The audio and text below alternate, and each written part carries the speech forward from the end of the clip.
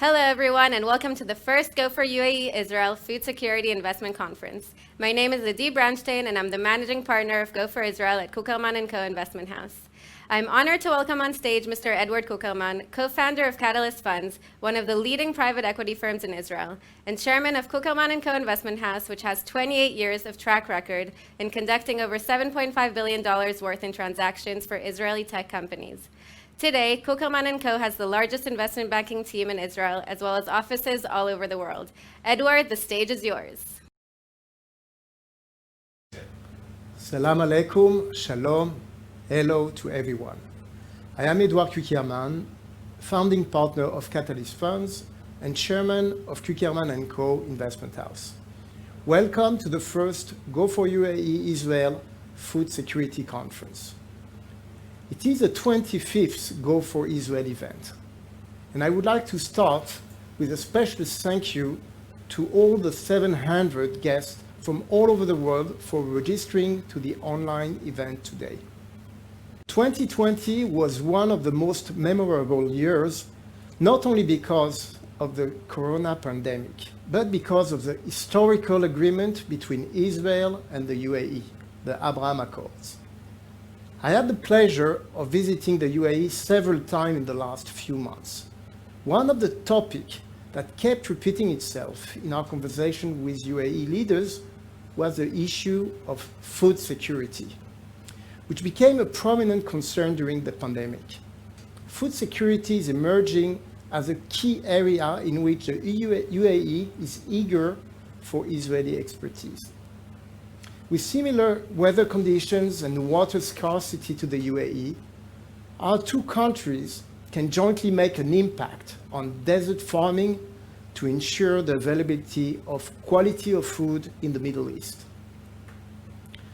The Israeli agtech sector is well developed, supported by the Israeli government, dedicated R&D centers, and academic institutions. We have today over 200 active startups in this field.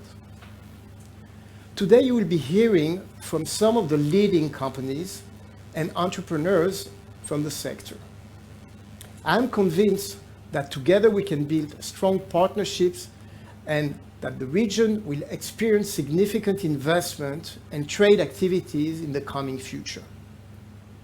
And now, I will go over a presentation about the key success factors of the Israel Valley and cooperation opportunity between the UAE and Israel.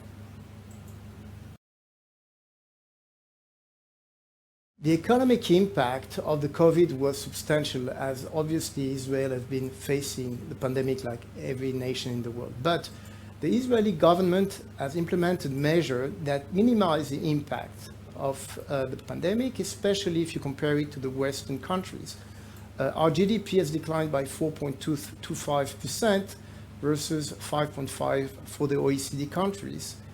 And what has been very much impacting today the situation, it has been the fact that 20% of the population today has been vaccinated. It's interesting to note that number 2 country in the world is the UAE in terms of vaccination rate with 9%, and the third one is Bahrain. Apparently, even though we are 3 small nations, the fact that the 3 of them have signed the Abraham Accord have enabled us to be blessed with this vaccination rate, which is pretty high. And now we are moving to the snapshot of the Israeli economy. It's a small nation of 9.3 million people, similarly to the population in the UAE. And the GDP growth has been close to 4% over the last 10 years.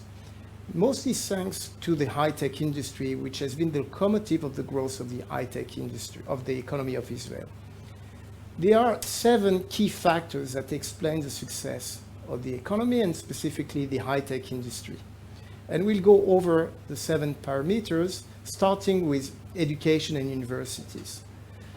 What is important to notice is that we have the highest rate of engineer per capita, 140 engineers versus for 10,000 people.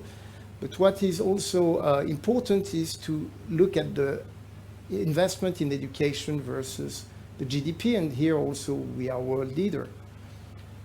The university have been established already before the establishment of the State of Israel in 1948.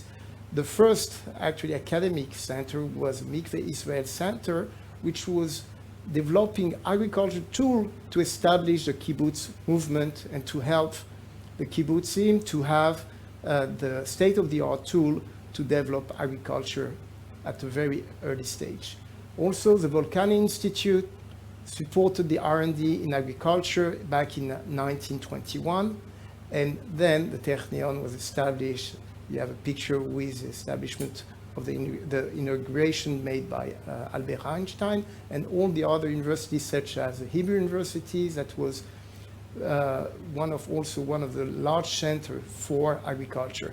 It's interesting to note that each of these universities had a licensing department which commercialized the R&D done by the university to the industry. And YEDA, for example, has developed 7 out of the leading 25 drugs within the Weizmann Institute, and they have today about $3 billion of revenues that were generated in the last 6 years.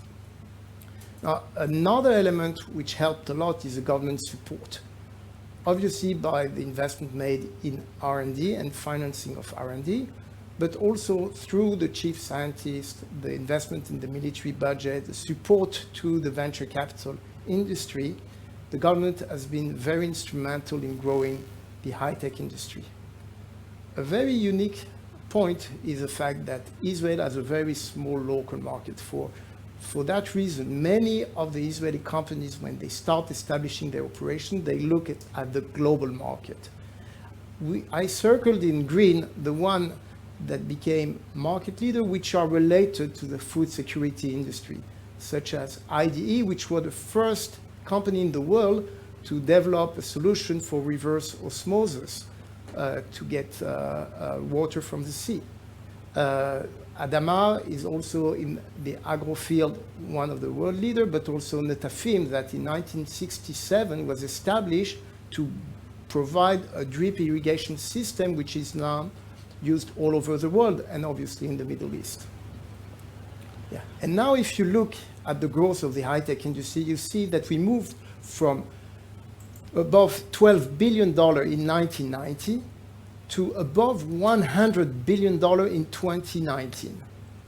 So the growth has been mostly related to the high-tech sector, but if you look at the export, every element of the export is related to technology. Even when you see on the graph low-tech, it's mostly agro-tech, but it's still technology solution.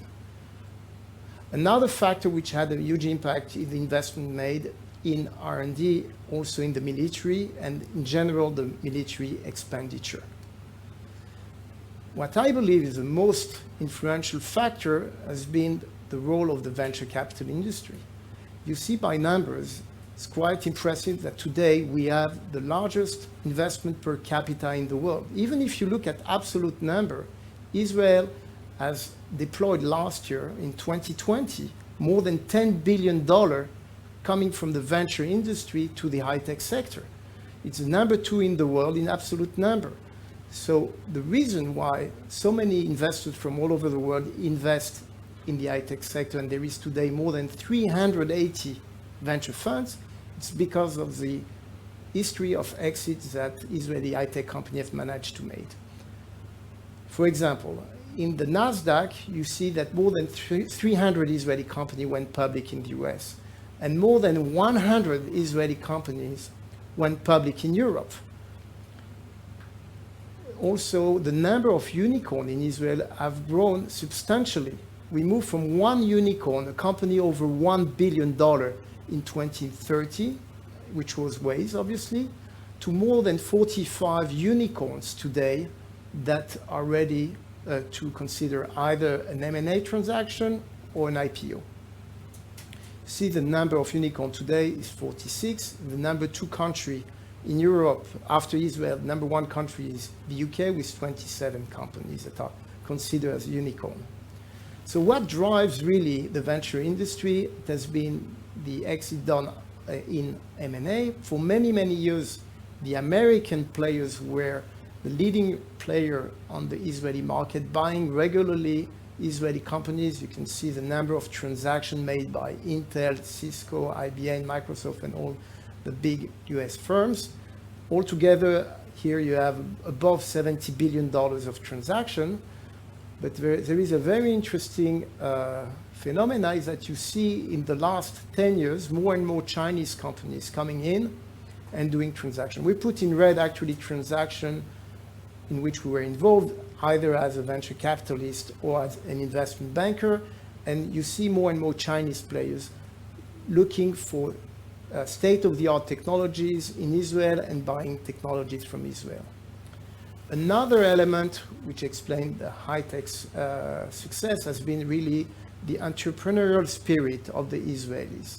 Many say that it comes from the Jewish education, the values, also some, there are concepts in the Judaism such as tikkun olam, how to improve the world, or the idea of liberating your people that when we celebrate the Passover celebration.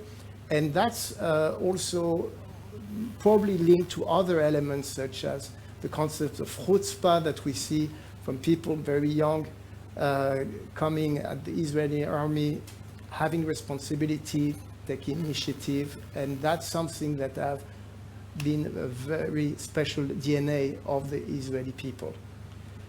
Another element, which is the last, is really the fact that it's a very attractive investment environment with a legal framework, the incentive that provide the government, for example, no tax on capital gains for foreign investors, but also the diversity that you can find here, culture, and also it's fun to come to Tel Aviv as it's fun to come to Dubai or Abu Dhabi and trying to do business. We have a lot in common in that sense. Now, why food security is such an important topic? And we decided to do our first Israel UAE conference on food security. 90% of the domestic food in the UAE is coming from imports. And there is a vision for the UAE leaders that the food security will be the most important driving force for the future. And we see a lot of above 10 innovative initiatives taken by the government regarding the food security. On the other side, in Israel, 96% of the consumption of fruits and vegetables is coming from local growing. You have more than 80% of the water that is recycled in Israel.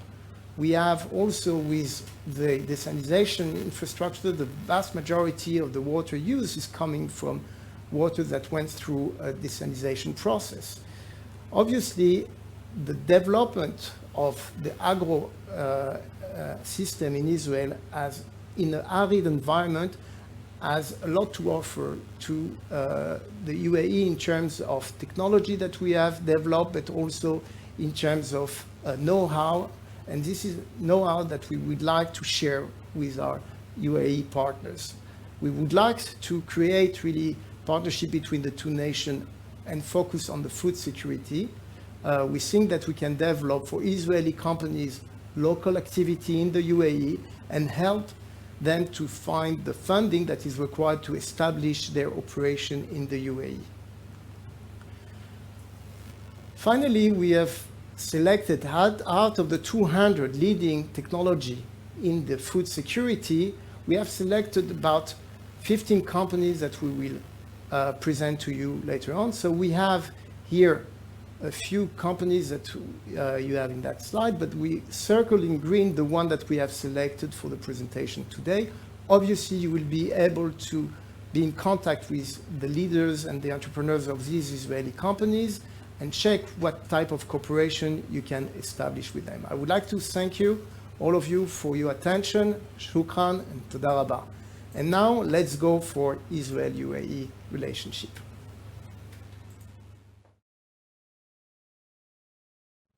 I would like to welcome on stage Ambassador Eitan Naeh, Head of Mission of the Embassy of Israel to the UAE. Assalamu alaikum and shalom. Distinguished guests, I'm Ambassador Eitan, and it is an honor for me to speak to you today as Israel's first official representative to the United Arab Emirates. It is my great pleasure to speak in the GoforUAE Israel Food Security Investment Conference, organized by Kuckerman & Co., Investment House, and Catalyst Funds. I knew in my almost 30 years career as a diplomat many firsts, but this is the most exciting of them. Exciting, not just for me on a personal level, but more so for our countries and peoples because of what it achieved and the distance covered so far. These historic agreements are an important milestones that will serve to advance security, stability, and yield substantial economic and commercial achievements across the region. It is a result of a brave vision of our leaders, vision of peace, breaking off from the world of yesterday to a better world tomorrow, combined with creative statecraft, expedient execution, and hard work of many diplomats and officials from the United States of America, the UAE, and Israel. Israel and the UAE are two nations that have a lot in common. Both societies are driven by vision, innovation, and thrive on the usage of new technologies. The UAE and Israel are home to some of the world's most promising startups. Israel and the UAE already share a worldview on the region, but it's not only two small and very ambitious states that thrive in impossible conditions. It's first and foremost a long-term, people-to-people connection, supported by governments who are determined to make every effort to assist the business connections. Food security is emerging as a key area in which the UAE and Israel can cooperate. Both Israel and the UAE were similar in its climate, desert lands, and scarce water resources, with UAE importing more than 90% of its food and beginning to boost its food and water security. In the past few years, Israel can cooperate with the UAE in the agriculture sector in order to enhance both countries' relative advantages and experiences. Israel is particularly strong in food technology and innovation. Israel has a large ecosystem of food tech companies with many partnerships with research institutions and universities. We know that the UAE consumers were increasingly seeking healthier, innovative, and sustainable food products. In addition, Israel has strong expertise in agri-tech with advanced water and fertilizer irrigation, allowing the country to maximize the production efficiency of agricultural products. From growing fruits and vegetables to jointly using health tech to combat COVID-19 and cooperation in space, there is no limit to what Israel and the Emirates can do together. Both Israel and the UAE are countries that created a modern, innovative present that relies on a strong connection to the cultural traditions of the past. Now, laying the foundations for working together for a prosperous future, we must remember that this is not about a fast deal, but rather about building a long-term win-win relationships that will strengthen the economies of both countries and transform the lives of millions in our countries and region. The leaders of our countries have set the vision. It is now up to all of us, in the government and in the private sector, to make it a successful reality. We need to create a better future together. We, the people, our countries and nations, will be at the depth as they pave the road for us here to take, to make peace, to cooperate, to build and create a different reality, a reality based on the people-to-people, business-to-business relations, state-to-state, all in order to create a critical mass of what we call bilateral relations. I'll finish here by saying, blessed are the peacemakers. עושה שלום במרומיו ויעשה שלום עלינו. הסלאמו עליכם וברכת אללה עלינה. Next on stage is Dr. Ami Appelbaum, Chairman of the Israel Innovation Authority and Chief Scientist of the Ministry of Economy and Industry. Good morning, everyone. It's great to be here in the Kuckerman conference again. This conference is a very special one following the Abraham Accord signature between United Arab Emirates and Israel. and a very special event discussing the food security, which is two global topics that everyone is interested around the globe. And I think the two countries, United Arab Emirates and Israel, has a lot of opportunity to contribute to make the world a better place to live. I'm Dr. Ami Appelbaum, and I'm the Chief Scientist in the Ministry of Economy and Industry, and also the Chairman of Israel Innovation Authority. Israel Innovation Authority is a government entity that objective and vision is to grow Israel innovation to address and to prosper Israel economy. We are supporting Israel industry as well as looking forward for future growth and future innovation and making Israel as a technology leader globally. We are complementing the private sector, and we are not replacing the private sector. We are looking as a government where there are market failure, where the private sector is not addressing. For example, the whole issue of regulation, that the private sector heavily depend on regulating a new technology and new applications, and the government need to address the regulations of those new activities. Also, we are addressing the future 5-10 years technology where the private sector still don't see the value or the return on the investment in building infrastructure that is not producing revenue yet. For example, quantum technologies, which is very critical scientific topic that will be implemented in the next 5 and 10 years. But today, there is not much return, and other than the giant companies like Google and Apple who are investing in quantum technology, the private sector is still don't see the value.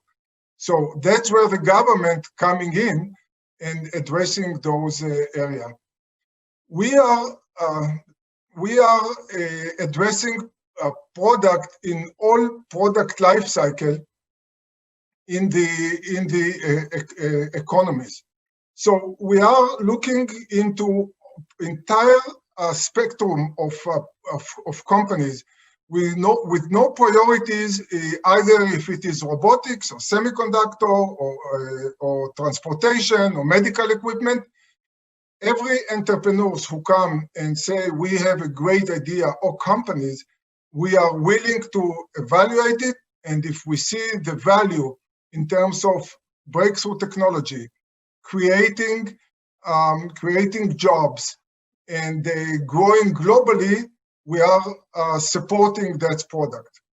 And we are looking into a very early on phase of product development, which is still in the academia, and we are looking into technology transfer. We're looking to build infrastructures, and then also entrepreneurs and startups, and followed by growing the market with investing in SME and even large companies, as long as there are a breakthrough technology that can make a major difference. So we are, as I said, looking where there are market failures. For example, very early stage enterprise, pre-seed and seed. The shortage of specific talent, for example, now there is a shortage of talent in artificial intelligence. So we as a government looking to advance those education either in the academia or outside the academia. Also, we are looking how to make the technology in Israel addressing the future vectors, where the technology will go 5 and 10 years from now. One of the area that has a very different business model than ICT and the software and application for software is life science. As you all know, life science, being pharma or food, agri-tech, agriculture, has a much longer life cycle to develop the product, much more expensive and require different approach. Those one of the area that we are focusing now and inviting companies to come and to bid on call for project, for applications that we publish frequently. We invested about $140 million just in 2017, and that number is continued to grow. We have more than 500, almost 580 companies, and in the food tech and agriculture, and among the 50 largest companies globally, Israel is a home for 10 of them. So we are definitely having multiple companies in the agriculture, in the food tech, world leader companies. We are splitting our activities in the international arena into 3 stages, I would say. One is incubators in food tech and agri-tech. The second, which means very early stage, pre-seed and seed. And then on the other side of the development, we are going where product is already done in the development, but you need to test it and to see in the how it's work on the marketplace. So that's the pilot program. We also come up with a consortia where multiple competing even company getting together to develop a basic technology or generic technology, and we are sharing, those companies share the know-how that the government paid for, share for among them, including the academia. So the consortia always composed of multiple private sector companies and academia, and they develop a new product that then they can share the know-how in their home-based companies. We are having a multiple example of those agriculture and food companies. You can see in the agri-tech, we're funding crops and agri-task and OCO and so on. We also have in the food tech, yes, there is this hargol, which is a creature that is very rich in protein, and it's a very advanced way to develop protein. There is also a cultivated meat, alpha farms, which mean you started from the nuclear cells of a live animals, but only the embryo cells and stem cells, and not the entire cow. So you can actually grow in the lab or in the factory a whole steak, if you like, without having to raise the cattle and to slaughter the cattle, and so on and so forth of agri-tech companies. The international collaboration that we have is a 5 binational funds with Korea, Singapore, Canada, US, and India. And we can think of to create a binational funds with United Arab Emirates. We also have a multinational company collaboration, very large company, $1.5 billion companies who want to collaborate with Israeli ecosystem. As long as the MNC, multinational company, can provide in-kind services or to fund some of the projects, they are welcome to join this agreement. And as I said, we have a pilot program, and we are part of the European Horizon corporations, which is just ended Horizon 2020, and now the Horizon 21 is starting. So we are heavily involved in the international market, and specifically with the United Arab Emirates. We have a memorandum of understanding with the Industry and Advanced Technology Ministry. We also have a MOU with Abu Dhabi with ADIO, and agreed to conduct pilot in healthcare, agriculture, and food security. And also with Dubai, we have a memorandum of understanding for artificial intelligence, robotics, smart cities, and health. So with that, I would like to wish you a very successful and constructive and productive meeting. And everyone who is interested for more information, feel free to contact us or go online into Israel Innovation Authority. Thank you.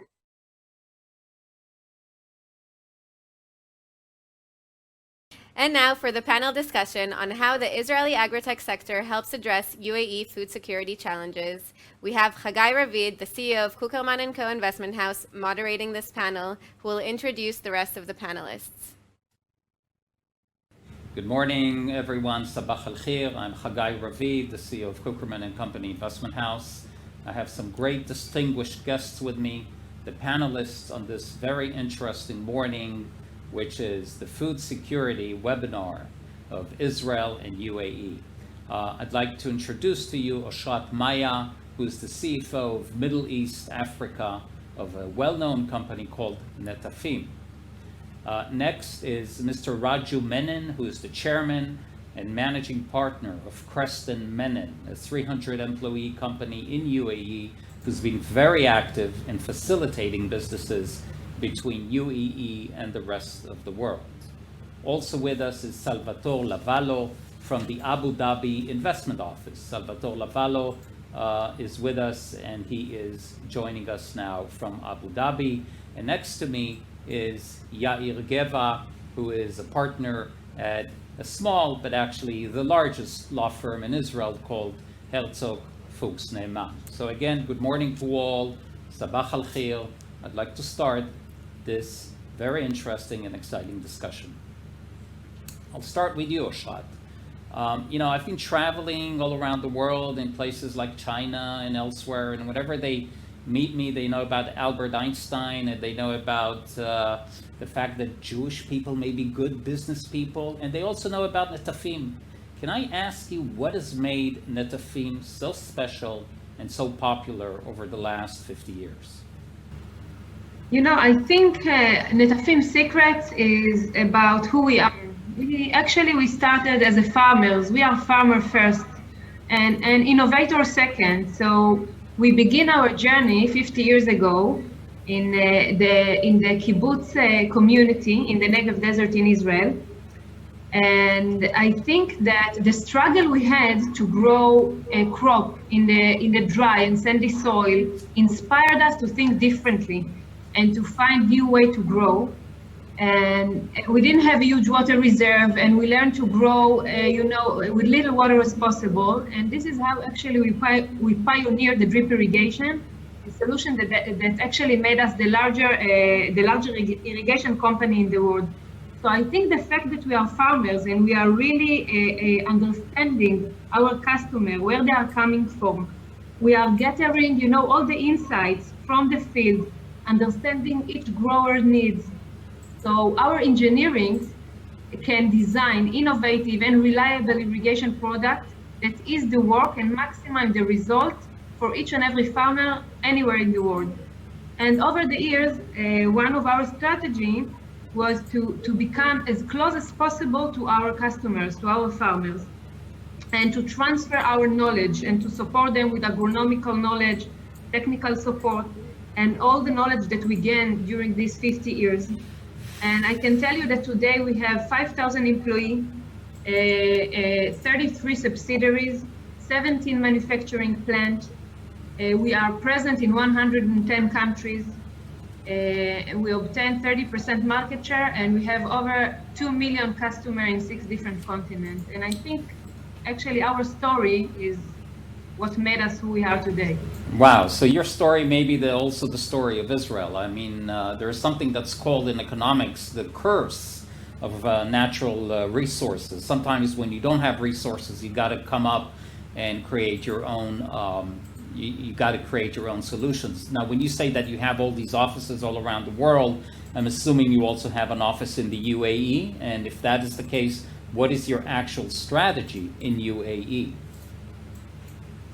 So I would say that regarding the UAE, we are now in a process of establishing our office in the UAE. We are always on the line,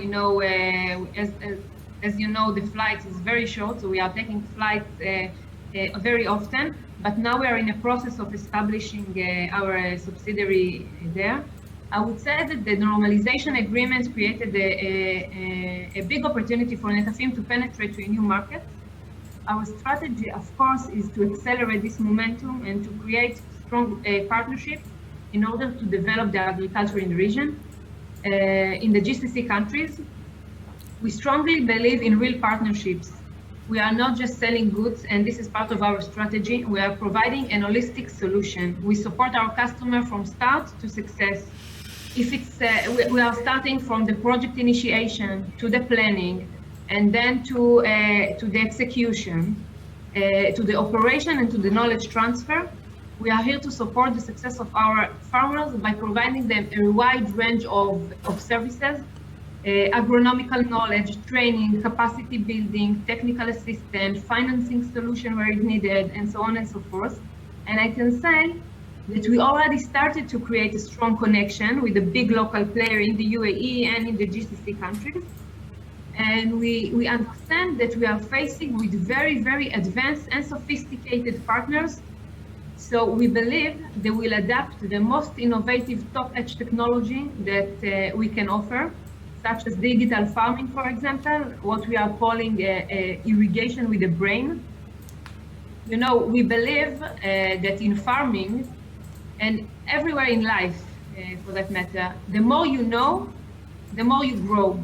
So our automation and data technology are taking farmers to a whole new level of farming. By fully integrating and automating the entire irrigation loop, we are helping the farmer to make better decisions. By reducing, of course, the inputs and saving money on resources such water, labor, energy, so on and so forth. And this cloud technology can be used by the mobile platform. And of course, with increased insight come increase in profitability. And as we observe it now, we really believe that this can be a game changer for a farmer in the UAE. I would say that we also observe that part of the investor in the UAE and in the GCC countries as a business and investment outside of the UAE, like in Africa, for example, in Europe, etc. It's not that they are just growing in the UAE. They have investment outside of the country, and I think it's perfectly matched to our global presence, which allows us to support a key account in the same partner worldwide. That's very interesting. So you're actually looking at UAE as a gateway to even expand more and take a bigger market share around the world. Very, very interesting. I'd like to move to our next guest, Mr. Raju Menon, who's the chairman and managing partner of Creston Menon. Raju, you are a 300 employee company. You've been around for many years. You're doing everything from accounting services to consulting, helping big companies, multinationals, as well as small companies enter the UAE. Could you tell us a little bit about yourself and about Creston Menon, what it is that you do, and how you actually help companies, and specifically food companies who want to go to UAE? Sure. Creston Menon is an auditing, accounting, business and management consulting firm based in the UAE. We have 9 offices, 300 plus people are working, and we are part of Creston International, headquartered in UK, and 23,000 people are working with Creston International. 700 offices are there. It's spread over 110 countries, ranked 13th largest in the world.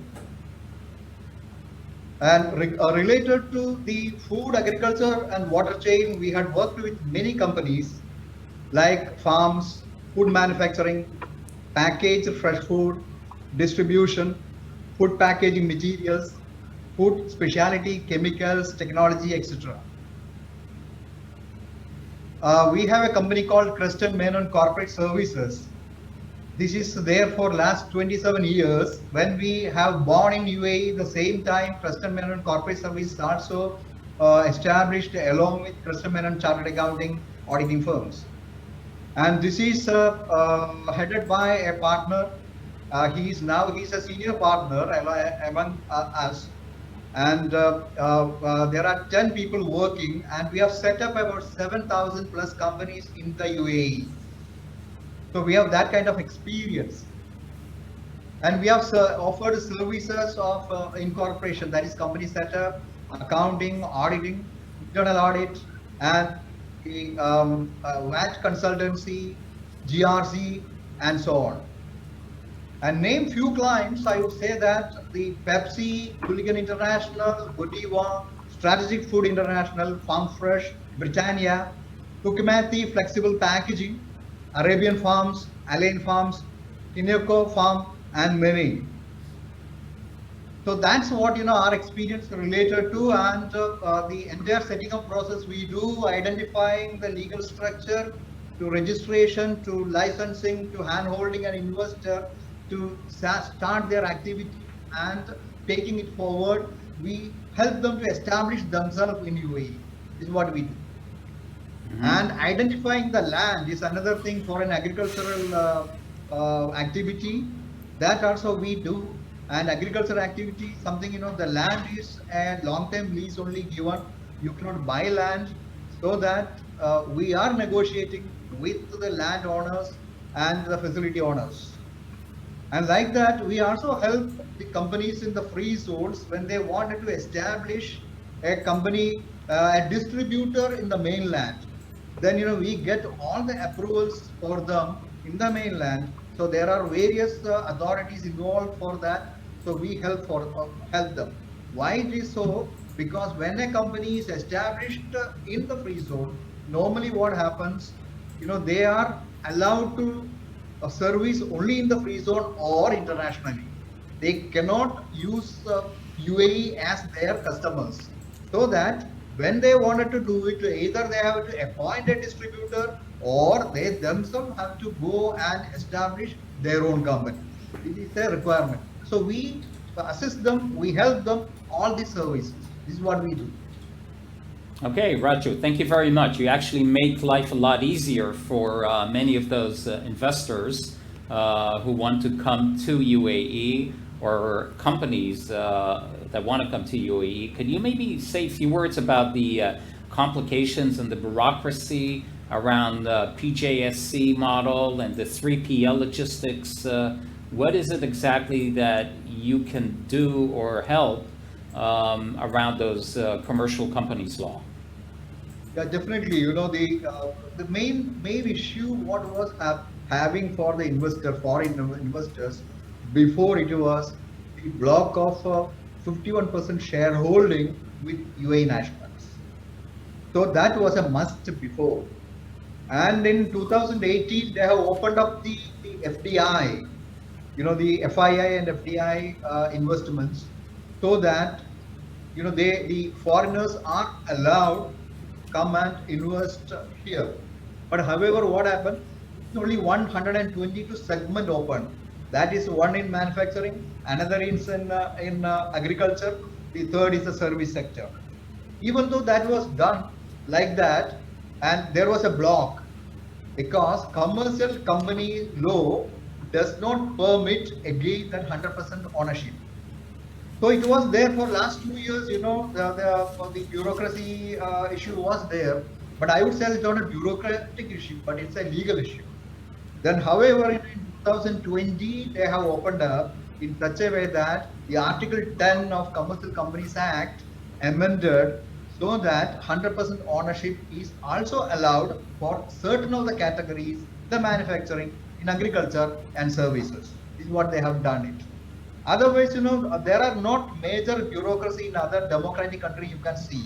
That kind of bureaucracy is not here. When things to be done, it is so fast. But only the legal formalities, we have to observe. That's all. And I want to tell you that in the free zones, certain of the free zones, they have been giving the license within a day even. That's the kind of fastness it was, and probably now it takes only maximum week to 10 days will be able to establish the thing if things are proper and fine. That's cool. That's very interesting. So basically that means that you're probably ranked very high, UAE's ranked very high on the ease of doing business. You know, they always have these tables and ranks, and that's very encouraging. Could you maybe, Raju, give us just one very brief example, maybe a case study of how you've been able to maneuver and help both sides of a cross-border transaction? Maybe you have like a classic case that you can share with us. With regard to which area, you know, do you think the distribution, do you think manufacturing or anything else? Yes, any one of these would be good. Manufacturing and distribution, just a classic case of how your firm I would has say, been able to do it. definitely. You know, I remember that there is one case in a large farm, fresh meat producer, fresh chicken producer in Saudi Arabia. They wanted to expand their business into Abu Dhabi, and we have been helping them in such a way that from feasibility study, you know, that's one of the first requirement, because when somebody is involved with the manufacturing or production, you know, you need to have the feasibility study. So this is our forte also. Feasibility study is our forte also. So that, you know, we have been involving for that. Then the second area is the identification of the land. Because it's a fresh chicken, then, you know, then proximity to the market has to happen. The same time, in the city, vicinity of the city, you know, the availability of land is not there. So then, but, you know, we could really find the proper place, proper land to establish, so that, you know, we helped the owners to identify the land, and thereafter the process happens. The process is something, you know, the approval process. That is Ministry of Climate Change and Environment is the first one. Why environment related? Because the waste management. You need to see that waste management has to happen. And same time, the fresh chicken, the climate change and environment is a regulating the department. Then industrial bureau is their involvement. This also we have already come across with that. And municipality is another another organization. Then industrial affairs section, the Ministry of Economy, and then finally is the customs authority. Customs authority in two parts. One is that, you know, fodder, you know, is a must, and the pricing of the fodder is very important. So when customs duty is there on fodder, normally what happens, you know, the price will be more for the fresh chicken. So what we have done, the customs clearance we have done related to that, fodder is a customs duty exemption has been created. And also we have done the duty exemption for the heavy industrial equipment. That also, you know, duty is exempted. And finally, what we did, this license, we did it as a national industrial license. National industrial license, the requirement is something like that. This has to be a GCC license. You know what is the advantage of the national industrial license?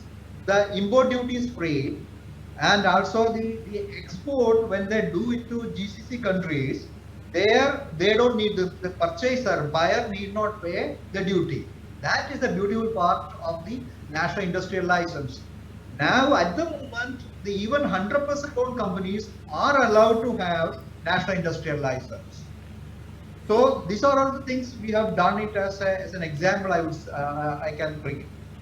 Good. This is terrific. I'm sure you have plenty of examples, but I do want to move now to Salvatore Lavallo, who is the head of the foreign direct investment of the Abu Dhabi Investment Office. Tutto bene, Salvatore Lavallo, how are you? Maybe you could tell us a little bit about the Abu Dhabi Investment Office and how you are involved with food security. Yep, absolutely. Happy to be here. So the Abu Dhabi Investment Office is the central government hub to attract private investment into so we are here to promote Abu Dhabi as an investment destination. We attract companies into Abu Dhabi that are looking to set up a physical presence, facilitate the growth that are in Abu Dhabi or expanding to Abu Dhabi. Some of the ways that we do this is through financial incentives, where we give companies rebate incentives on the some key cost centers that they would be incurring in Abu Dhabi, such as high payroll, high-tech CapEx. We also look at cost competitiveness areas such as land lease, utility costs. We're really able to be quite bespoke with individual companies and see what can move the needle and be, kind of reduce the barriers for them to enter. Then we have our non-financial incentive.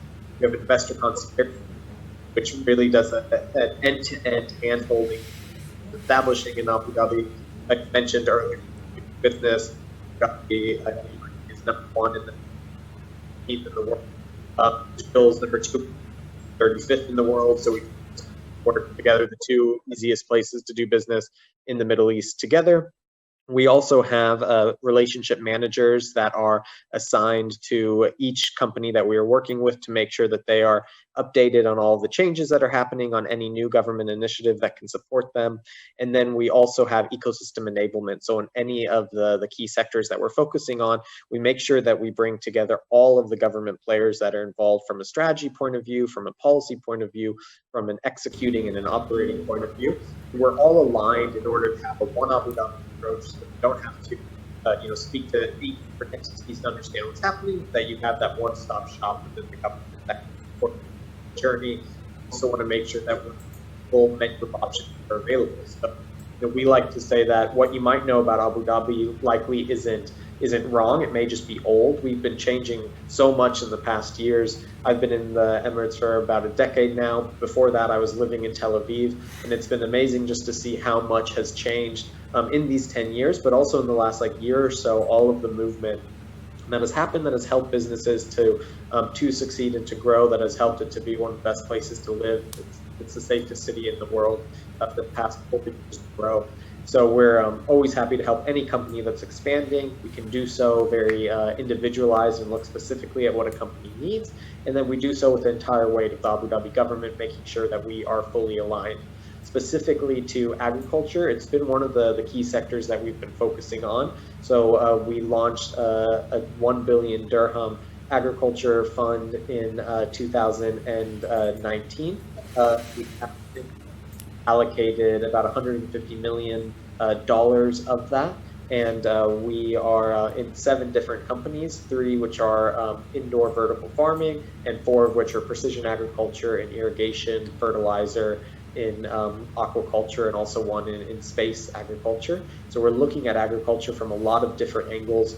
We're able to see different ways that we can support the companies financially to bring them here, but also by connecting them, with offtake agreements, connecting them with the more overarching strategy, and trying to really build, a hub of support in desert and arid climate agriculture. So we've been doing a lot as the Abu Dhabi government, specifically within the investment office, and we're looking forward to do a lot more in 2021 and working with our neighbors. Okay, Salvatore, thank you. That's terrific. So you've been in Tel Aviv, you've lived in Tel Aviv, you now have lived in the UAE. I do want to ask you though, when you talk about food security, there are certain issues that are more sensitive, and you gave some examples, but what is the big fund that you spoke about, the $1 billion fund, then the $150 million that you have deployed?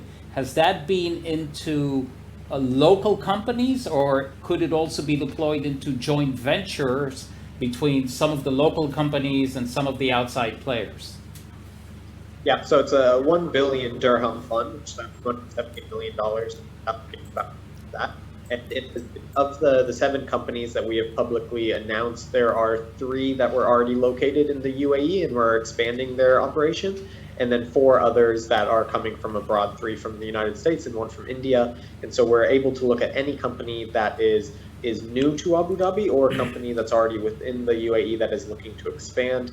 In terms of the legal structure that a company would have, if it's a JV with a local partner, if it's a growing company that is putting a presence in Abu Dhabi, we're able to look at it really in any way. We're quite flexible.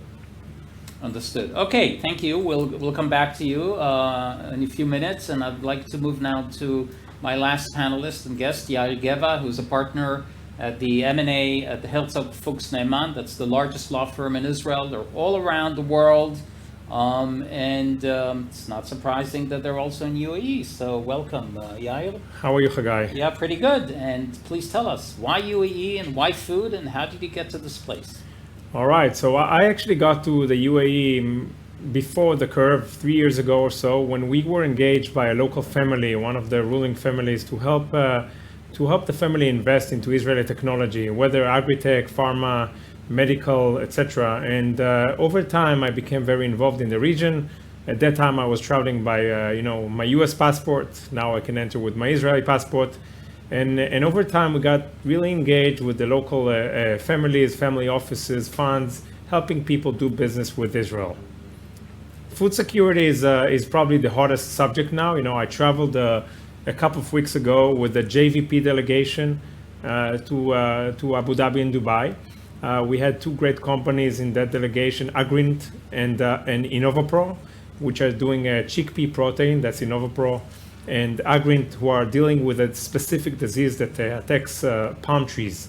And those companies and others are helping the UAE, achieve independence in terms of the food consumption and food production.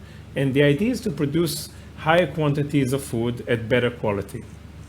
High quantities of food of better quality, and also special foods, right? I mean, chickpeas is not only quality, but it's also supposed to be very healthy. I think the growth in chickpeas in the world has been immense over the last 10, 20 years because people have figured out that it's actually very healthy. We should have learned from our neighbors this many, many years ago, but we're learning now. Can you tell us a little bit about the VC and the PE community and how you guys get involved? What kind of deals are you looking to advise on? And how do you benefit the cross-border transactions? Absolutely, but not before we finish the chickpea issue. So what I learned about chickpeas is, first, it's one of the most ancient foods, right? And unlike soybeans, which have the same protein capacity, there are no allergies to chickpeas, and they are not genetically modified, and hence they are a great material for food production. The challenge, of course, is because they are not modified, they are more costly. And this is exactly where food security and ag tech and food tech become very viable and important. Now, going back to the question about the VC and private equity funds, look, I think what people are, there's a bit of misperception and conception here in Israel. In the UAE, what you have mainly are very large, strong VCs that have been investing in Western countries for more than 3 decades now, and have not done, by the way, that much of investments. And they act like any other Western, let's say, US venture capital or private equity fund. Okay, they are looking at deals from the perspective of financial gain, return, and vision. Okay, the family offices in the VC, in the smaller VCs in the UAE, are less likely to be able to analyze technology deals in Israel at the moment.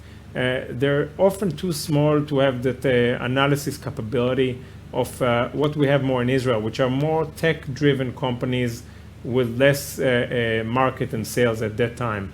So I think that it's very interesting and important to understand that at the moment, the type of deals we're going to see, and we're going to see them now this quarter, right? There was a decision at the highest levels in the UAE not to start investing before 21 began. The first deals we're going to see are large check deals from those larger PE and VC funds in the UAE. I do not think we're going to see that much of early stage investments from those family offices and smaller VCs. This will take a bit of time until we have more focused, specialized venture capital funds. Some of them are being formed at the moment, which will start investing in the more early stage type of deals that we have, I guess, in abundance here in Israel. Right. So we have an abundance of early stage companies, and you're saying that actually we're going to start with the larger companies. And my concern is that, the big, larger companies in food in Israel, I mean, the Tevas of food in Israel are probably handful, not more than a handful. So, I don't know if the offering is going to be that compelling and enticing to the UAE PEs. It's a good point. But look, the fact of the matter is that over the last year, as you know, and Salvatore had mentioned this huge growth in the last year, What we've seen happening in Israel too is the growth of the unicorns, right? So we have now 44 unicorns here in Israel, or Israeli-related unicorns. A few of them have been just formed recently in the last few months, and I think we're going to see an explosion of those companies. And I think over time you're going to have more targets for larger checks from the UAE. Now, you mentioned what kind of companies they'll be looking for. Listening to Oshrat before, Oshrat represents and heads one of the probably the most famous, as you said, Chagai, precision farming and irrigation companies in the world. And that's exactly what we're going to see happening, as Salvatore had mentioned. We're going to see precision farming. We are now working actually on indoor farming and vertical farming products and companies. Those are all very relevant to the dry soil, the sandy soil of the UAE, as well as for Israel. And I think over time we are going to see more interest in those smaller early stage deals. I think it's extremely important to realize that in the UAE, and that's a bit similar to China. I used to live in Shanghai and spent a lot of time doing China-Israeli deals before this move to the UAE. Like Salvatore, I change location once in a while. We're going to see a very similar method, which is the UAE is interested in importing technologies and tech transfer. It's not just about the financial gain. So there will always be this perspective of how this technology is relevant and can be interesting to the UAE. And as Oshrat had mentioned, not just the UAE, but the GCC as a whole and the relevant countries, the neighboring countries. Very interesting. So I grew up on a slogan that says it's not about the money, it's about the money. You're actually telling me that that's not the case in UAE, that they have more of a holistic, they have a big picture view. They're not like, banging, making an investment, hoping to make a home run and move on. That's very unusual. Actually, that's very encouraging. I like this. And I think that a lot of Israeli companies would also like this. Absolutely. And I agree with you. The thinking is strategic, right? They have the 2050 vision, how they become totally oil independent and unrelated and undependent on the oil production and the gas production. I think they will be there, by the way, faster than that. Dubai is already there. And as such, the thinking is strategic. How you develop an ecosystem, how you develop strategic alliances and larger companies in the long term. And that's extremely interesting for us in Israel.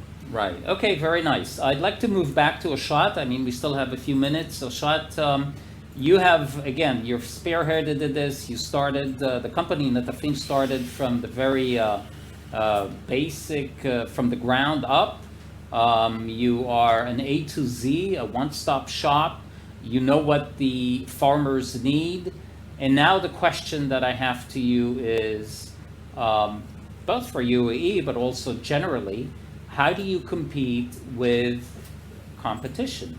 How do you confront competition? Is there an issue for Netafim? Do you try to keep the cards close to your chest? Or do you let go and do you always concentrate and focus on the next generation products and services?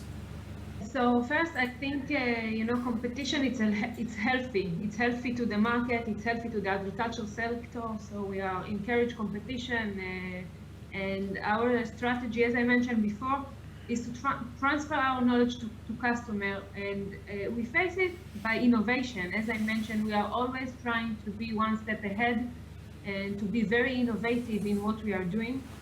Providing an holistic approach, and as I mentioned, it's not just selling goods to the customer, it's having a totally holistic approach in order to be a real partner of our customers. So it's not that we are talking about this product or that product in comparison, we are talking about partnership. And I think it's, as you said, not just in the UAE, but also in the UAE, it's part of our strategy is to partner with a local player in order to achieve, mutual benefits. So, and I think, if you take the UAE, for example, and the challenges that they are facing there, and Yair mentioned a few of them, but they are relying mainly on importing, and most of the food is producing locally now. 90% of the food is producing locally, and also the COVID, and their aim for 2050 to become more and more independent. I think that Netafim fits exactly to this point, and taking into consideration the environment that they are facing. They are facing, the trinity: extreme climate condition, lack of land, lack of water resources, and it's exactly our solution, and it's exactly how we started our Netafim, born in the same environment, desert-like agriculture. And this is why I think we can help them grow more with less.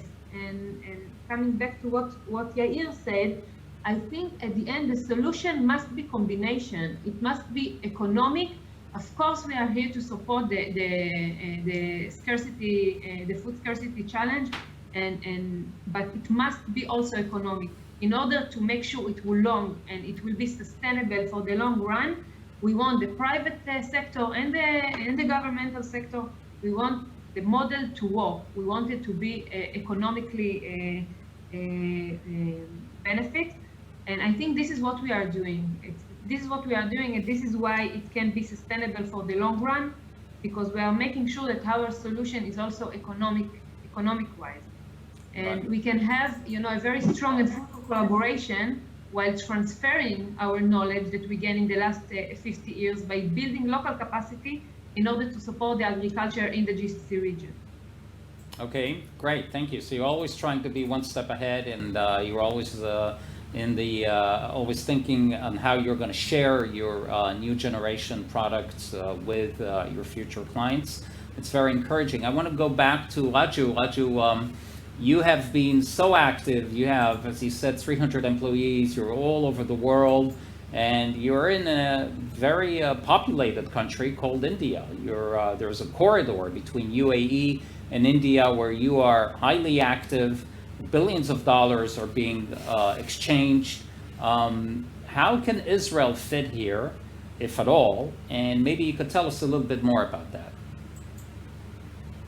Sure. Before I get into this question, let me just tell you about the PJC, the private joint stock company in UAE. This private joint stock company establishment, up to 200 members can join. When I look at the list, when you are provided, I have seen that a food manufacturer is there, 3PL logistics provider is there, specialty chemical manufacturer, food technologist, food software company, an innovation and R&D center, beverage manufacturer, packaging business. So the whole team can join together and form a private joint stock company in UAE without a local participation. So it means 100% ownership. And this company can attract investment from UAE nationals and the other countries like India and all.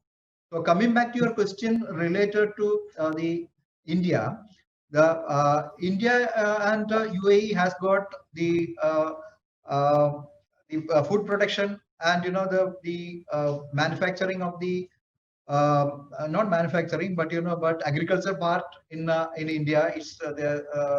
It has been done so much, and I wanted to tell you something related to the 2050-51 policy. What UAE has got. This 2051 policy, it's a food adequacy of the food and the food safety. That's what to be ensured by the UAE government.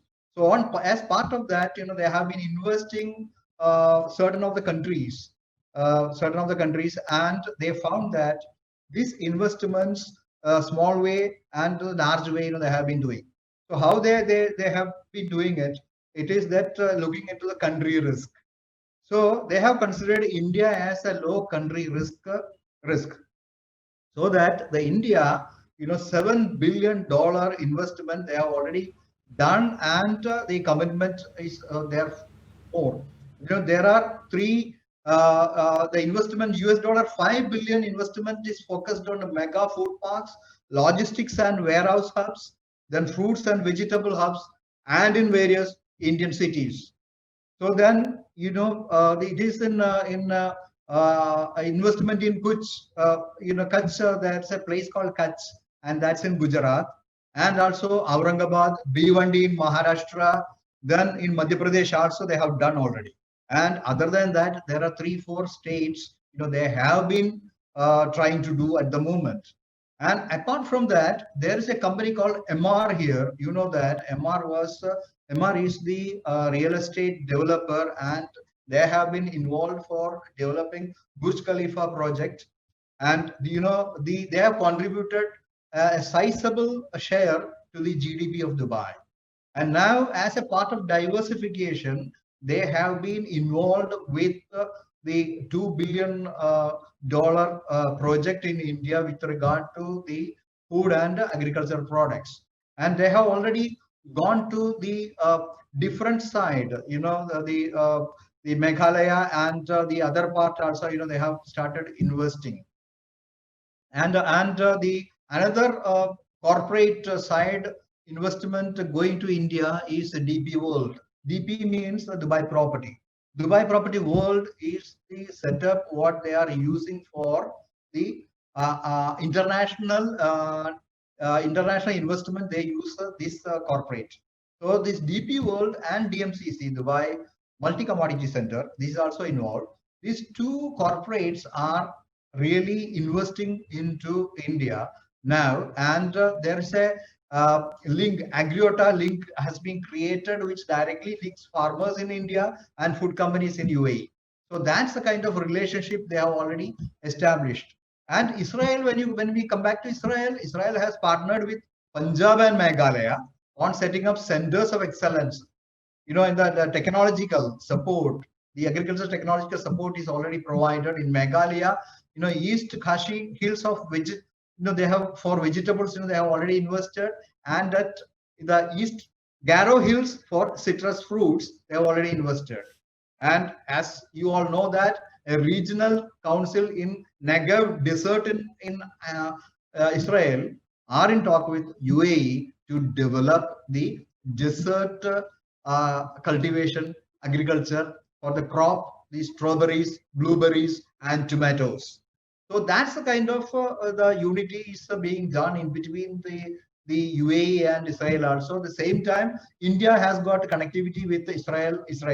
So the UAE can be considered as a corridor from the Israel to the India. So jointly, India, Israel, and UAE can do much in India for the food safety for UAE and also the worldwide.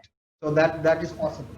Right. So that's like the joke. Together we will be the most populated group in the world, right? India, UAE, and Israel, probably number 1 or number 2 in the world if you combine all our the population of all those 3 countries. But realistically speaking, you're saying that this corridor can benefit all 3 countries, and again, that's very encouraging. I want to move back to Salvatore Lavallo again to try and ask you to zoom in on the key technologies that you are actually focusing on in Abu Dhabi, the Abu Dhabi Investment Office. What are the key technologies and within the food security that you are zooming in?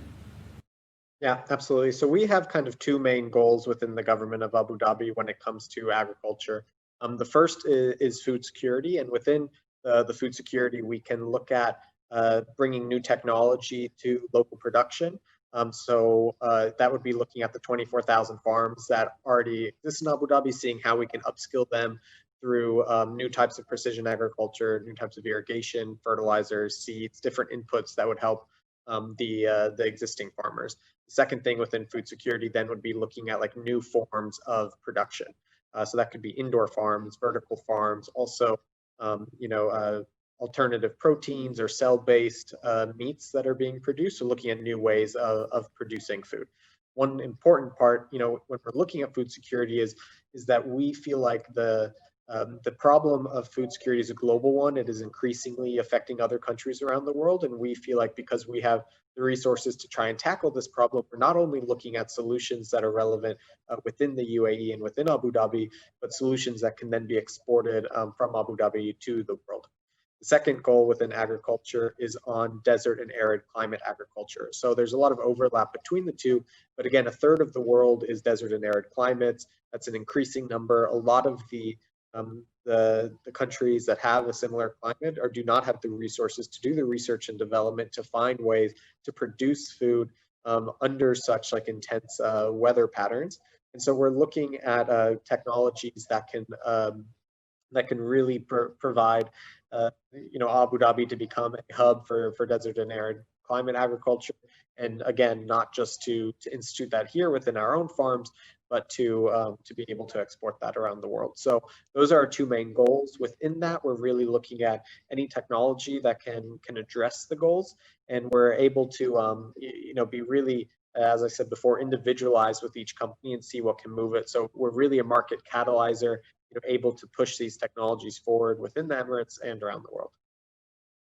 Okay, that's very interesting. So you're saying 1/3 of the world is actually desert, but that does not necessarily mean that 1/3 of the world population lives in deserts.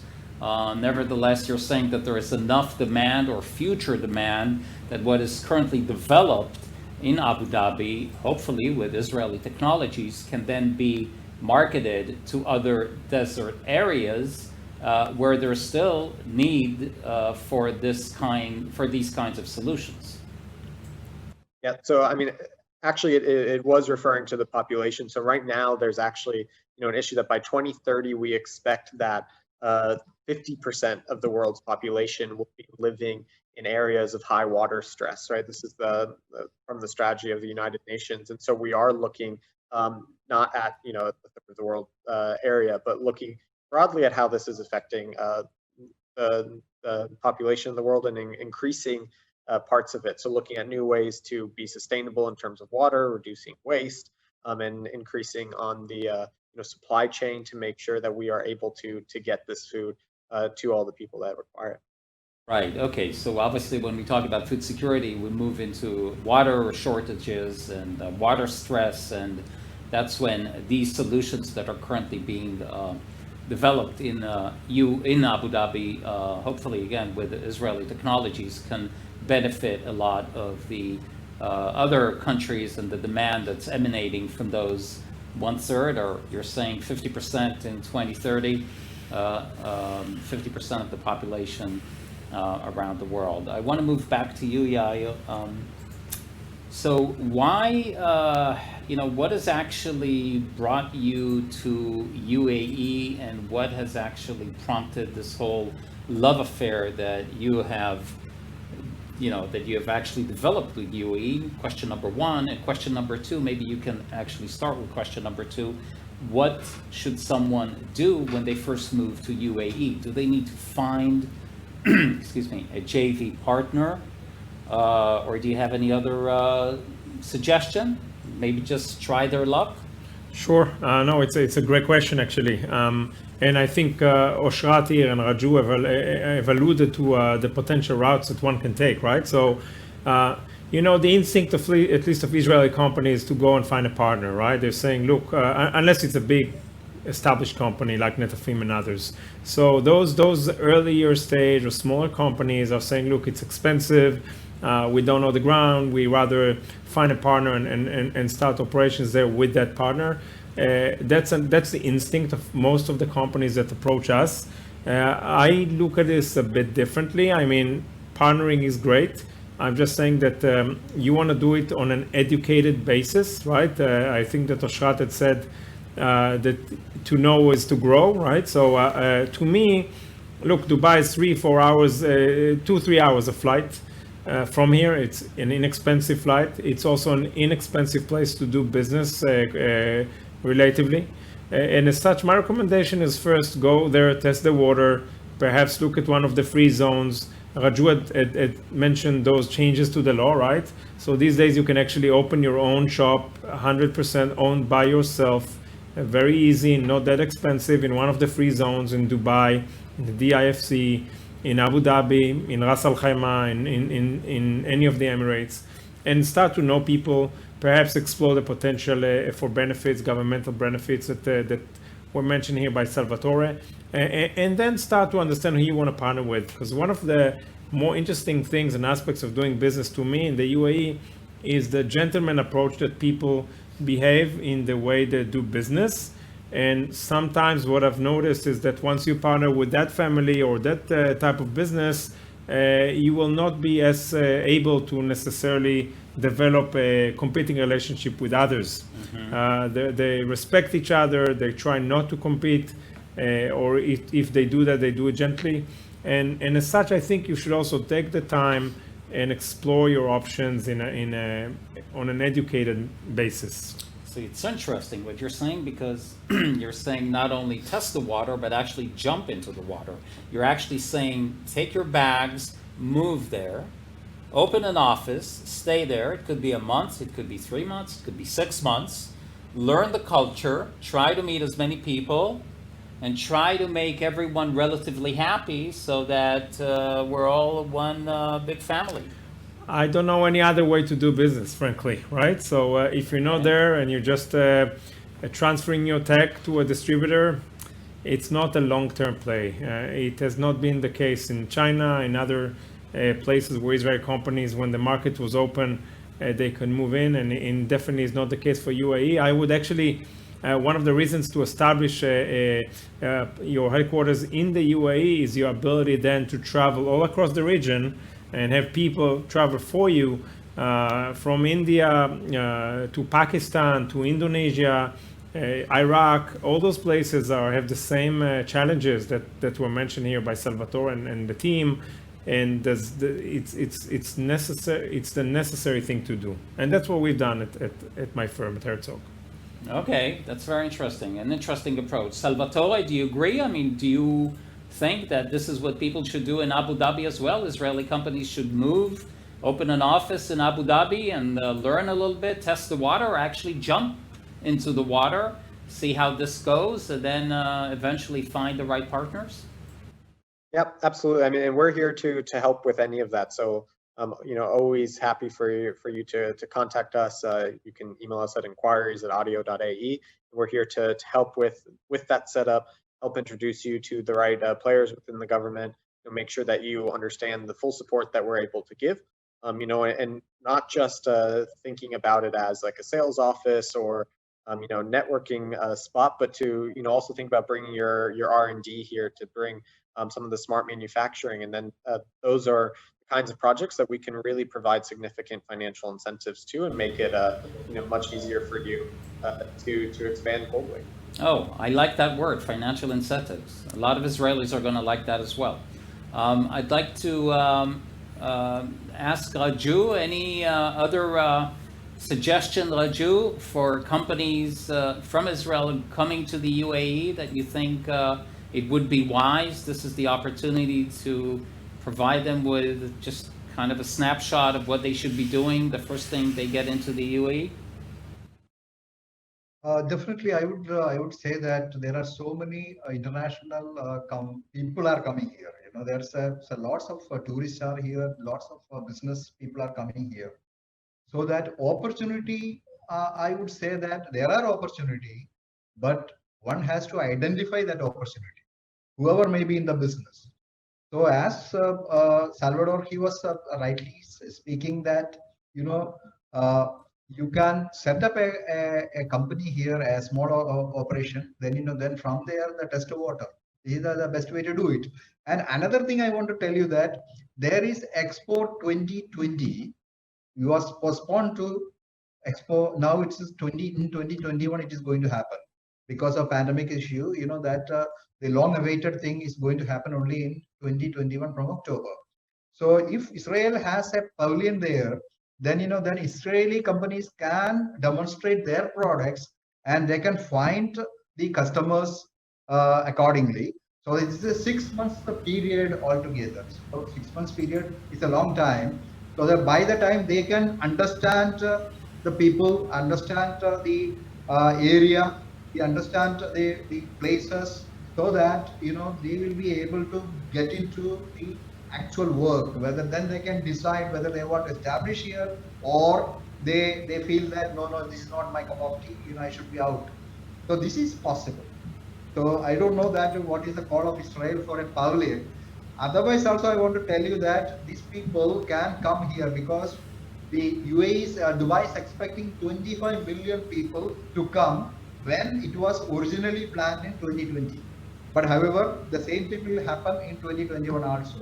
So we are expecting about 25 million footfall for this expo. So it's a major event and it's for 6 months. I'm sure you will be aware about it. Right. Okay, that's great. So 2021 Expo, that's another golden opportunity for a lot of Israelis to come over to the UAE. We're, by the way, number one in the world. We're about we're number one in the world in terms of the vaccination. So of the number of people per 100. I think, by the way, UAE, Bahrain is maybe just second to us. But hopefully all of this pandemic is going to change, is going to go away, dissipate, disappear as quickly as it came, and that we will all be able to come back, meet each other face to face, shake hands, do business, and make this a better world. I want to thank everyone. I want to thank Oshrat, from Netafim and Raju and Salvatore from the Abu Dhabi Investment Office, and of course Yair Geva, my colleague here from Herzog Fuchs Neiman. Ladies and gentlemen, this has been fascinating, and I hope we can do this again, and hopefully face to face in the very near future. Next on stage, we have Norit Ze'evi from Kuckelman & Co. Food Tech and Agritech. Welcome everybody to the first Go for UAE Food Security Online Conference. My name is Norit Ze'evi and I'm the Managing Partner of the Food Tech and Agritech Department at the Kuckelman Investment House. I would like to welcome and thank the participants from the UAE, investors, business partners and colleagues that Zoom along with us to facilitate better food security for the UAE and for the world's 7.8 billion people growing strong. Our dedicated partners from Israel and around the world, hundreds of investors and participants that are here today, and many more that will have access to the presentations following the conference. And most of all, I would like to thank the technology companies, the hard-working visionaries who with limited resources, sleepless nights, started their companies and made magic throughout creative thinking, sophisticated science, and much dedication. What is food security? It is having access to clean water and nutritious food. Food security is made of 3 pillars that together provide with high quality yields of plants, herd and chicken products, fish, algae, and other foods. The first pillar is improving genetics and breeding. The second pillar is improving growing conditions and inputs, including water, food, temperature, and light, and protecting measurements against diseases and undesired elements. The third pillar is post-harvest solutions, including production, processing, packaging, supply chain, and storage. All companies presenting today have made a significant improvement in those pillars or with the technologies supporting them that provide precision processes, traceability, and efficiency, derived from technologies from other fields such as robotics and automation, digital sensors, IoT, AI of big data, and life science.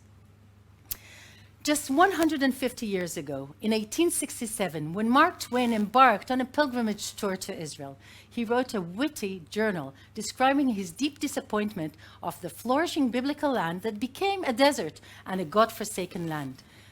He writes, "It is hopeless, dreary, heartbroken land. Palestine sits in a sackcloth and ashes. Over it broods the spell of a curse that has withered its fields and fettered its energies." Mark Twain was not the only one that wanted Israel to get back to its glory. At the same time, local Israelis and ones that came from Europe and Yemen decided that it's time to rebuild the land and established agriculture settlements all over Israel. And though indeed around 2/3 of Israel is a desert by definition, we took on the challenge to utilize the energies of the land, leading the way to develop highly efficient arid climate farming. The world population is growing in a way that without food security strategies and operation, we will not have enough water and food. Around 2000 BC, when there were only 27 million people in the world, Joseph, our forefather, launched a humongous food security operation, saving Egypt and the world from hunger by growing and storing food during the 7 abundance year and using it in the following 7 years of drought. During the exodus from Egypt and the return to Israel, we began to adhere to effective food security laws for consumption and agriculture growing procedures. many laws, including forced sabbatical of the land and law forbidding to consume fruits during the first 3 years of a tree. Another example is a law forbidding to destroy a fruit tree even if it belongs to an enemy. Ki ha'adam etz hasadeh, because mankind is like the tree of the field. On top of that, we took upon ourselves many more social agriculture laws to share crops with the poor and the misfortunate. When we established the agriculture settlements, there were 1.3 billion people in the world. Today, just 150 years later, we have additional 6.5 billion people to feed, and therefore there's much to do. Before we'll have the companies present, I would like to share with you that in 10 days from today, on the 28th of January, when the moon will be full, we will be celebrating Tu B'Shvat, the Jewish biblical holiday for the trees. And you are invited to join by doing something wherever you are towards planting, seeding, investing, and supporting a better food security future for us, for our children, for years to come. Happy Tu B'Shvat. Enjoy the conference. Thank you. Starting the elevator pitch session, we have Anat Chalgoa Solomon, co-founder and CEO of Saturas. Hello everyone, my name is Anat. I'm the co-founder and CEO of Saturas. I am proud to be here today to present our innovative in-tree water intelligence solution. Water is the heart of agriculture. The ag industry is the largest consumer of water, and yet irrigation is still a guessing game. You will be surprised to know that most of the farmers worldwide irrigate without any control or scientific monitoring. Since farmers don't know what the tree really feels, they usually over-irrigate just to be on the safe side. In-tree water monitoring is the key to accurate, result-based farming so farmers can increase yields and profits. Scientific internal water status data from within the tree, known as stem water potential, considered among agronomists as best indicator, but today can only be measured with a manual device, complicated procedure, and limited capacity. You can see the old manual device in the picture on the right side of the slide. Yet, the value of internal data positions the manual device as gold standard in the industry. Saturas introduced the first miniature in-tree water monitor that is embedded in direct contact with the plant water tissue. With an average of 1 sensor per hectare, we provide online, continuous, most valuable data on what the tree really feels and allow irrigation decisions to become accurate and scientific. The advantages for farmers are clear. The ability to irrigate the precise amount that crops need will result in better yield, save water, reduce risk, and increase profit. External sensors are available in the market for decades, but they all have limitations. External solutions like aerial imaging or soil data are only rough estimation and are not what farmers need.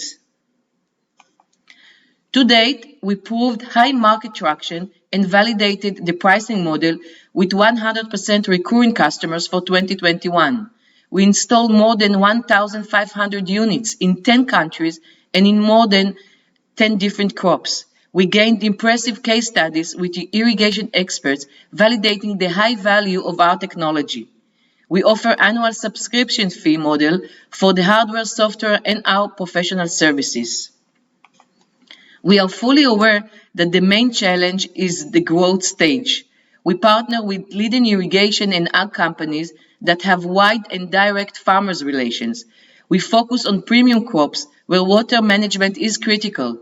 We marked top farmers in high potential markets like USA, Europe, South America, and Australia. We have business leaders in our management team with many years of experience in the irrigation industry, fully motivated and capable to execute the company business plan. We invite you to join the current funding round, seeking for $7 million to scale up sales and become the leading irrigation monitoring company. Thank you for your time, and please don't hesitate to reach out and learn more. We are looking forward to have you on board in our fascinating journey. Next, we have Alex Kozak, co-founder and CEO of Fortifist. Good morning. Thank you for inviting me for this conference. My name is Alex Kozak. I am CEO of exciting startup FortiFest, company with groundbreaking technology of crop protection. Putting things straight, we cannot feed 9 billion people without use of efficient herbicides. Herbicides save hundreds of billions of dollars of crop losses. It's increased 2 to 3 times yield of major crops, but there is a price attached to this success. Use of herbicides lead to appearance of bad weeds resistant to herbicides. They could survive best of the available products, and if in 90s it was interesting observation, today it's a well-recognized and growing threat for global food safety, as well as to global herbicide market. FortiFest, company which I introduce you today, has exciting, groundbreaking technology of herbicides with new mechanism of action. Uniqueness of this technology, among other things, in fact, that it was not invented, it was discovered in plants. Group of scientists in Cornell University and then in the Weizmann Institute of Science and Hebrew University discovered unique mechanism of green herbicides, products produced by plants to protect themselves. And our herbicides is inspired by these green herbicides. We are focused on the development of safe and powerful products, H40, to control resistant weeds. The company now in a pretty advanced stage of development. We demonstrated proof of concept in greenhouse and field experiments. We selected product candidates emerged from our platform technology.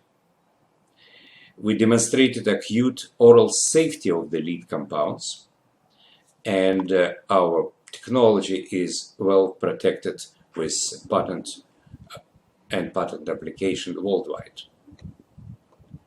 I have 2 more slides which I keep as a reference. I will not go through them, but I just mentioned that company today is positioning for rapid growth, and we are welcome for strategic financial partners. Thank you for your attention, and I am looking forward to hear from you soon.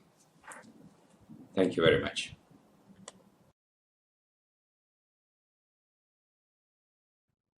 Next on stage is Alon Blum, CEO of Live Egg. This is an egg from a hatchery.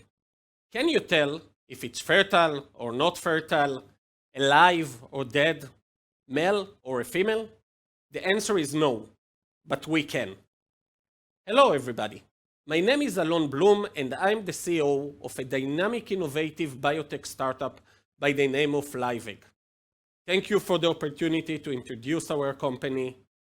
With your permission, I would like to start with a short video.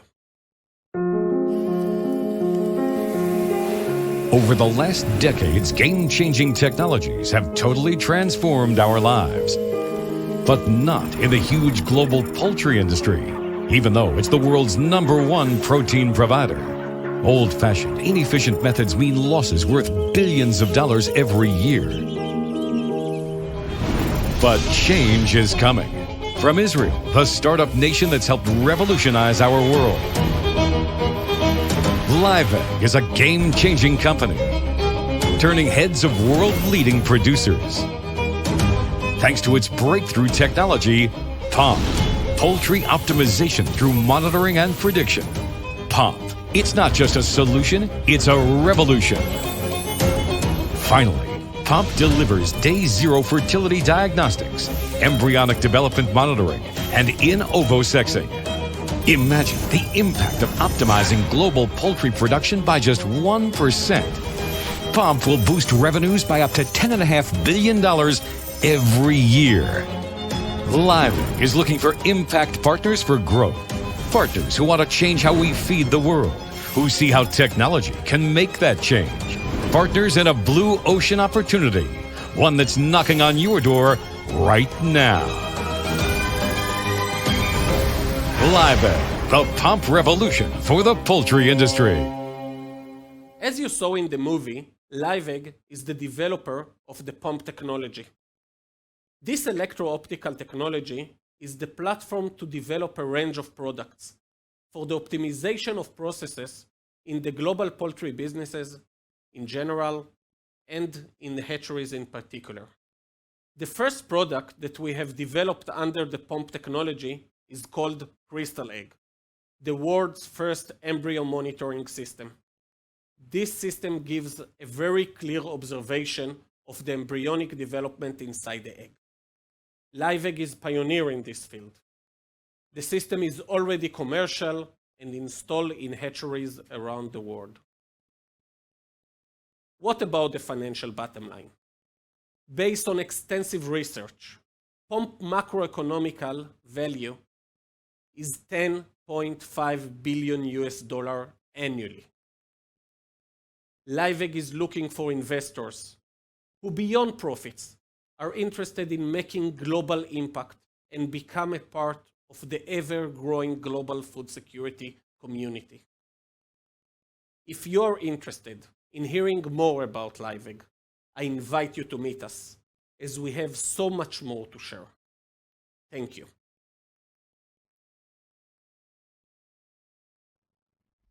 Amos Goren, CEO of Amstaff UGV.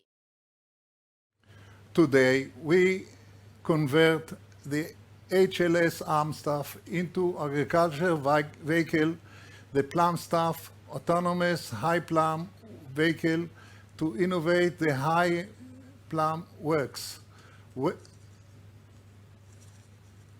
Workers are yet old method climbing on the plum tree for the date harvest. In most of the intensive high plum works, cranes are used in tasks like spray, pollination, pruning, dilution, and harvesting. Hydraulic crane work up to 21 meter high, loading 700 kilos of 3-4 workers and fruit. Total of 13 working days for all plum tasks. UAE is the 6th largest global producer of dates. Today, UAE have more than 4 million dunams of plums. 80% of them require high tasks that require 80,000 cranes and 52 million working days. Each crane costs plus or minus $250,000. UAE can replace it with 32,000 PlumStaff and save 40 million working days. Israel has 650,000 dunam of plum that requires 13,000 cranes and more than 8 million working days. Israel can replace it with 13,000 PlumStaff and save 6 million working days.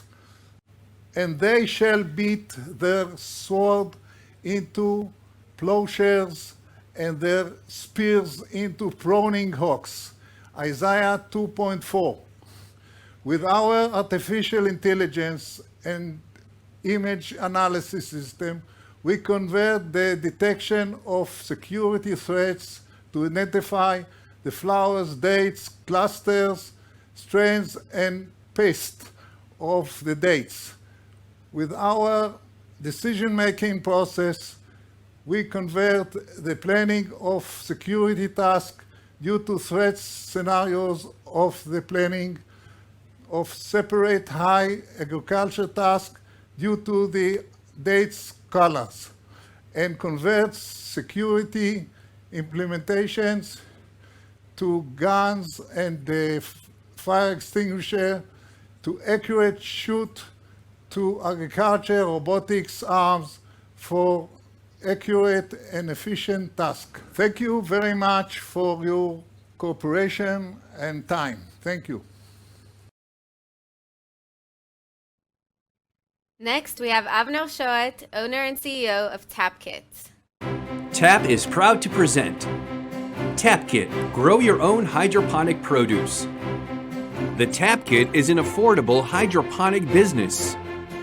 Our unique NFT hydroponic systems enable year-round production of high-quality leafy vegetables and fresh herbs.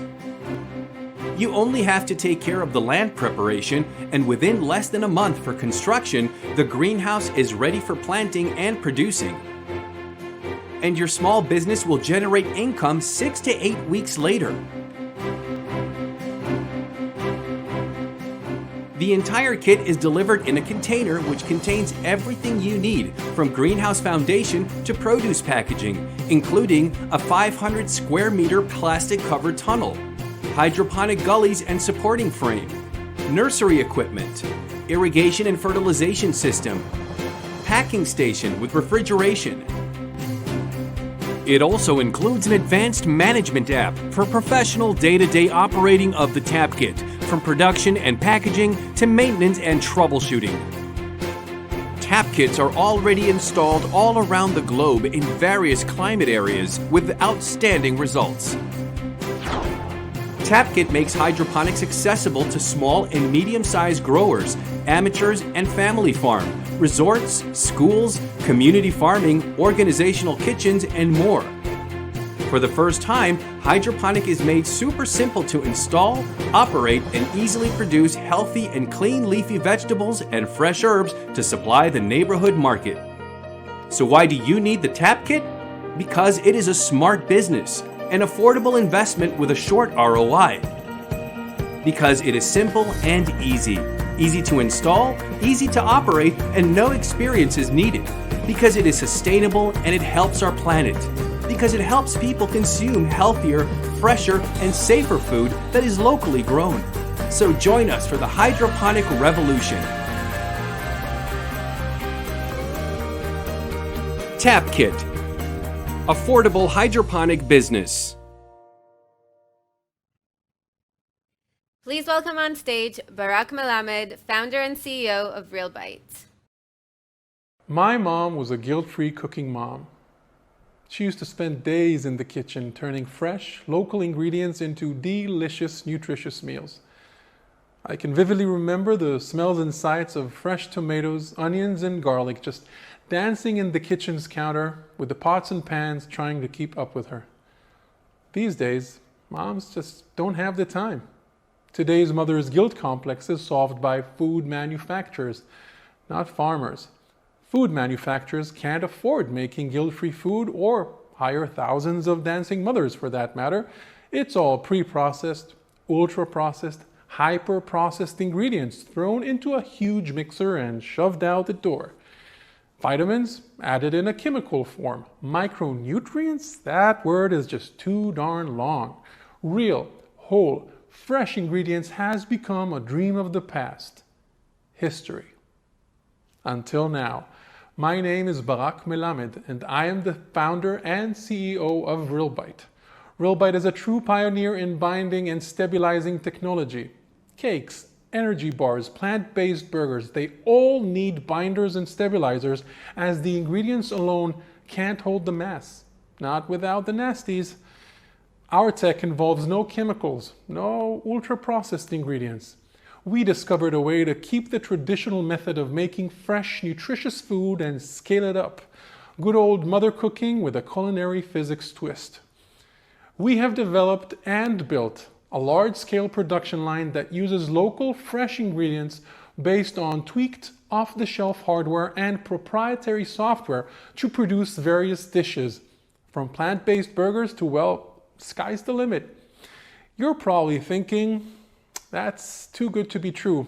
And at first, the Israeli Innovation Agency, which is a government agency, agreed with you. But after they've done the technical due diligence, they confirmed our tech as innovation. Which is why Strauss, Israel's largest food company, chose to place their bet on us and invest. We're treating our tech as a trade secret, with all trade secrets aspects kept. Only those who need to know are exposed, and our production line is designed as a black box. So the hush-hush hardware and software is contained and unreached to the curious soul. And yes, our black box does come in black. We're currently in deep discussions on a few commercial agreements which will slide us into the major leagues in the US. A few other countries are also being discussed. We are in the midst of completing our first factory in Ashdod, Israel, and hoping to begin sales end of 2021. Happy to share more information in a deck and a face-to-face meeting, physically or digitally. Thank you.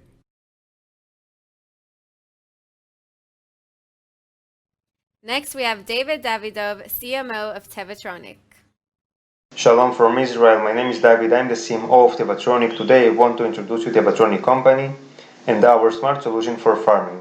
Tevatronic company provides precision irrigation solutions. Our company was established in 2012. We have 2 granted patents, 5 employees full-time, and we have sold systems to 11 countries. From our researches, we saw that farmers irrigate less than needed, but many of them irrigate much more than needed, and by this behavior, they damage their trees, their crops, and get a bad results. All of them want to be in the optimum to irrigate in the most proper way and to get a better yields. We believe that with our system, we can help them to reach this goal. This is our 2 solutions. From the right side, this is the decision support system. Here the farmer just getting alerts from the field in real time, and this helps him to define his irrigation programs. From the left side, this is the smart irrigation control or the autonomous irrigation system. Here we can collect all the data from the field, analyze it, and to do the decision making for the farmer. This is our system's components. From the left side, the green is the tensiometer, and those are additional sensors. All the data from the sensors transmitted by radio connection to the gateway, and from the gateway to the cloud by cellular communication, while the farmer can see all the data on the mobile app or on the web interface. One additional component for the autonomous irrigation system. This is the remote valve controller, a unit that connectable to the water counter and to the solenoid valve, and it is how we can open and close the irrigation. So how it works? Water is irrigating the plant. The plant is using pressure differential to transport the water, and we use this pressure to manage the stress of the plant. After we know how to measure the plant's stress, we irrigate exactly to the active root zone. Our irrigation is based on the plant's real needs. Here the farmer defines the irrigation policy, at which stress level we will start the irrigation and to which depth we will irrigate. Then you can see in the graph of the history of the irrigation and the amount of water that was irrigated per each irrigating cycle. Our mathematical algorithm, how it works. After we start the irrigation, the algorithm calculates every 3 minutes the irrigation duration and the irrigation depth. Then we know the amount of water that should be irrigated and when we need to close the irrigation. From our researches, we saw that we are able to save to our farmers about 70% of water and to increase their yields. This is our system implemented in the field, very simple. Our system is very easy to install, very easy to maintain, wireless system, turnkey solution, irrigation control, and sensors. We are looking for partners, distributors, and investors. Thank you very much.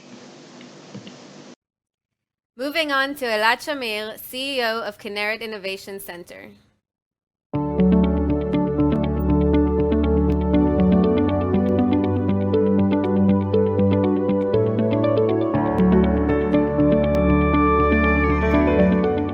Welcome to Kinneret Innovation Center, Israel's leading tech hub in agriculture, water, and sustainability. Here in the KIC, we leverage 120 years of Israel's advanced agriculture knowledge and know-how in this unique, amazing natural environment. Our founders are Tzemach Industries and Kinneret Academic College. Tzemach Industries is one of the largest agribusiness cooperatives in Israel, managing more than 250,000 dunams with the full value chain from farm to fork in vegetation and in livestock. Kinneret Academic College is a national leader in energy, water engineering, nanotechnologies, and agrotech. With advanced labs, hundreds of researchers, IPs, and of course a vibrant, talented student community. With these powerful founders, we have created the full value chain for innovation, from research to an accelerator, incubator, an R&D center, and of course, a designated investment fund. Today, we grow and nurture a portfolio of over 30 startups that shapes a better tomorrow. From bioreactors for water treatment, organic preservant from agricultural waste, nano solutions for diabetes and obesity, precision agriculture, sensors and softwares, microalgae, alternative proteins, AI hovers for livestock industry, and many, many more. Our holistic approach enables us to connect the entrepreneurs with the researchers, the farmers, and the factories to push forward the brightest and most disruptive ideas into the market and fast. Our unique position provides us with great insights and opportunities in one hand, and on the other, enables us an ongoing due diligence and the ability to invest smartly and effectively. Kinneret Innovation Center invites you to take part in creating tomorrow's unicorns and solutions for a better tomorrow. Thank you.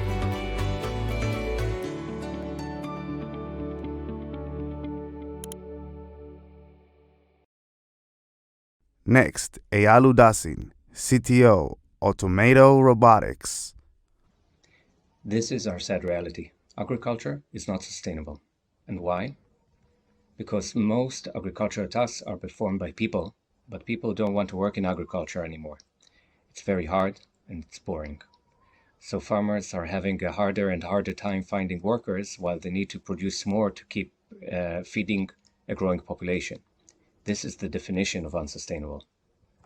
We at Automato Robotics want to have solved the international labor crisis in agriculture by providing affordable robots for every farmer. The greenhouse market is huge, over 15 billion euros. We aim to start in Israel as a convenient testing bed and then move on to Spain as a gateway to Western Europe.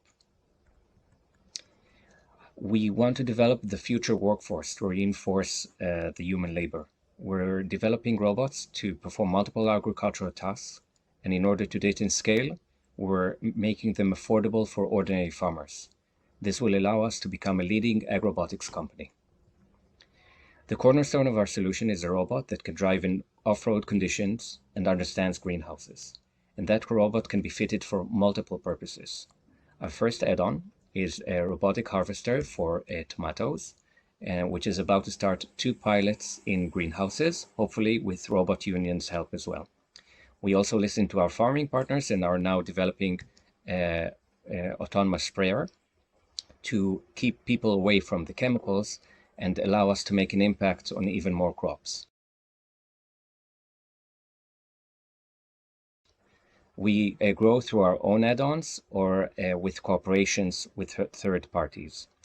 But it's not only about the robots, it's also about the data that they collect, which allows to increase yields and detect pests and diseases early on to avoid food waste. Being a farmer is not an easy life, especially financially. So that's why all of our development meets a challenging goal of 1-year ROI and presents a 50% cost savings over a period of 5 years. Our go-to-market analysis relates to the many stakeholders in the value chain. So we already have agreements and LOIs with big end users and cooperatives as distributors that represent over 5,000 hectares in our target market. And we also have agreements with design partners, with assembly partners, etc. And we keep on growing that network because we want to hit the ground running once we become commercial. We offer a dual business model. You can either rent or buy our robots. Both models have a recurring revenue element in order to allow us faster growth. We are a very experienced team with a diverse skill set and a long track record. We have experts in AI, robotics, agriculture, and agricultural marketing. The team doubled itself in the last year. We're currently seeking 1.3 million euros in order to commercialize our robot and start wide-scale sales in Spain. We are in discussions with 2 investors and are looking for more to join the round. Thank you very much. Next, we have Ilan Sober, CEO of BioHarvest Sciences. Hi, my name is Ilan Sobel, and I'm the CEO of BioHarvest Sciences. It's a great pleasure to share with you today the magic of BioHarvest Sciences and how we are changing the world. Let's first understand, who are we? We are farmers. But we're not just regular farmers. We are what we call New Age farmers. We are biofarmers. We farm in bioreactors and not in greenhouses or farms. And what do we grow? We grow your wellness. And we do this in a way without ever having to grow the plant. So how do we do this? Well, we grow plant cells. We are the biotech leaders of the plant kingdom, and we grow plant cells with critical phytochemicals or active ingredients which our human body needs to survive every day. These are antioxidants, polyphenols, cannabinoids, cosmeceuticals, and pharmaceuticals. And we do this with our patented biofarming technology. Because at the end of the day, nature is the perfect source. But today, nature is inefficient, it is inconsistent, it is costly, and in many cases, it's a contaminated factory of wellness. We at BioHarvest, through our biofarming technology, we produce plant cells with active ingredients that are identical, fingerprint identical to those that were originally sourced from the parent plant, and they have clinically proven health benefits. And we can do this at massive industrial scale with fingerprint consistency at much higher concentration levels and with very high solubility, bioavailability, and efficacy for the human body.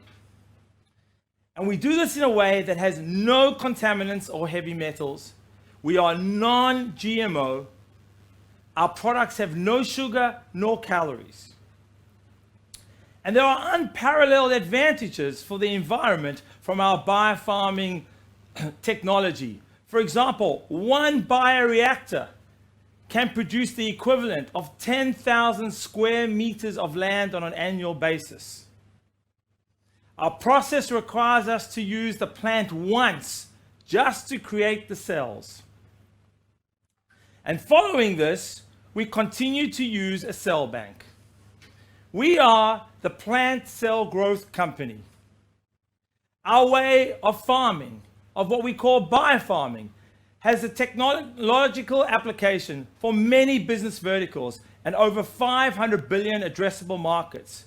Today, we have offerings in the nutraceutical category with our superfruit nutraceuticals, as well as in the next 12 months, we will be bringing to market a very unique offering in the cannabinoid sector.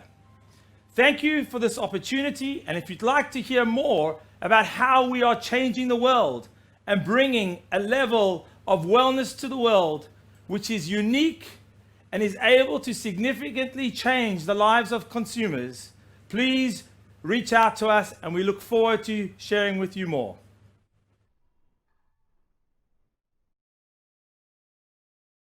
Jonathan Orr, CMO, Beyond Oil. Hello, my name is Jonathan and I am CMO at Beyond Oil Company. Beyond Oil is a food company, provides a revolutionary solution that has the potential to disrupt the global oil industry. Enjoy our video. Oils are everywhere, by itself, as an ingredient, or as a part of food preparation. The oil is found in every meal we consume. Crude oils are naturally acidic. Their high free fatty acids content makes them too harsh for our palate. In order to reduce the acidity value, the oil must be refined. External refineries diminish the manufacturer's profit margins. The processes themselves are wasteful and expensive. They damage the nutritional value, vitamin content, and lessen the oil flavor. Refining also causes formation of the trans fatty acids. Trans fats elevate bad cholesterol levels. causing cardiovascular disease as well as obesity and diabetes. Beyond Oil redefines the standards of acidity reduction technology. Implemented at the production line level and through a clean, green, and non-destructive process, Beyond Oil makes the edible oils healthier from the very start.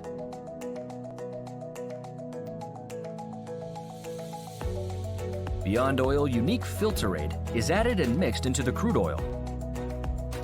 In a gentle, environmentally friendly process, Beyond Oil filter aid absorbs the free fatty acids from the oil. The resulting mixture is then passed through to the centrifugal separator. In the centrifuge, filter aid and free fatty acids mix is separated from the oil and discharged.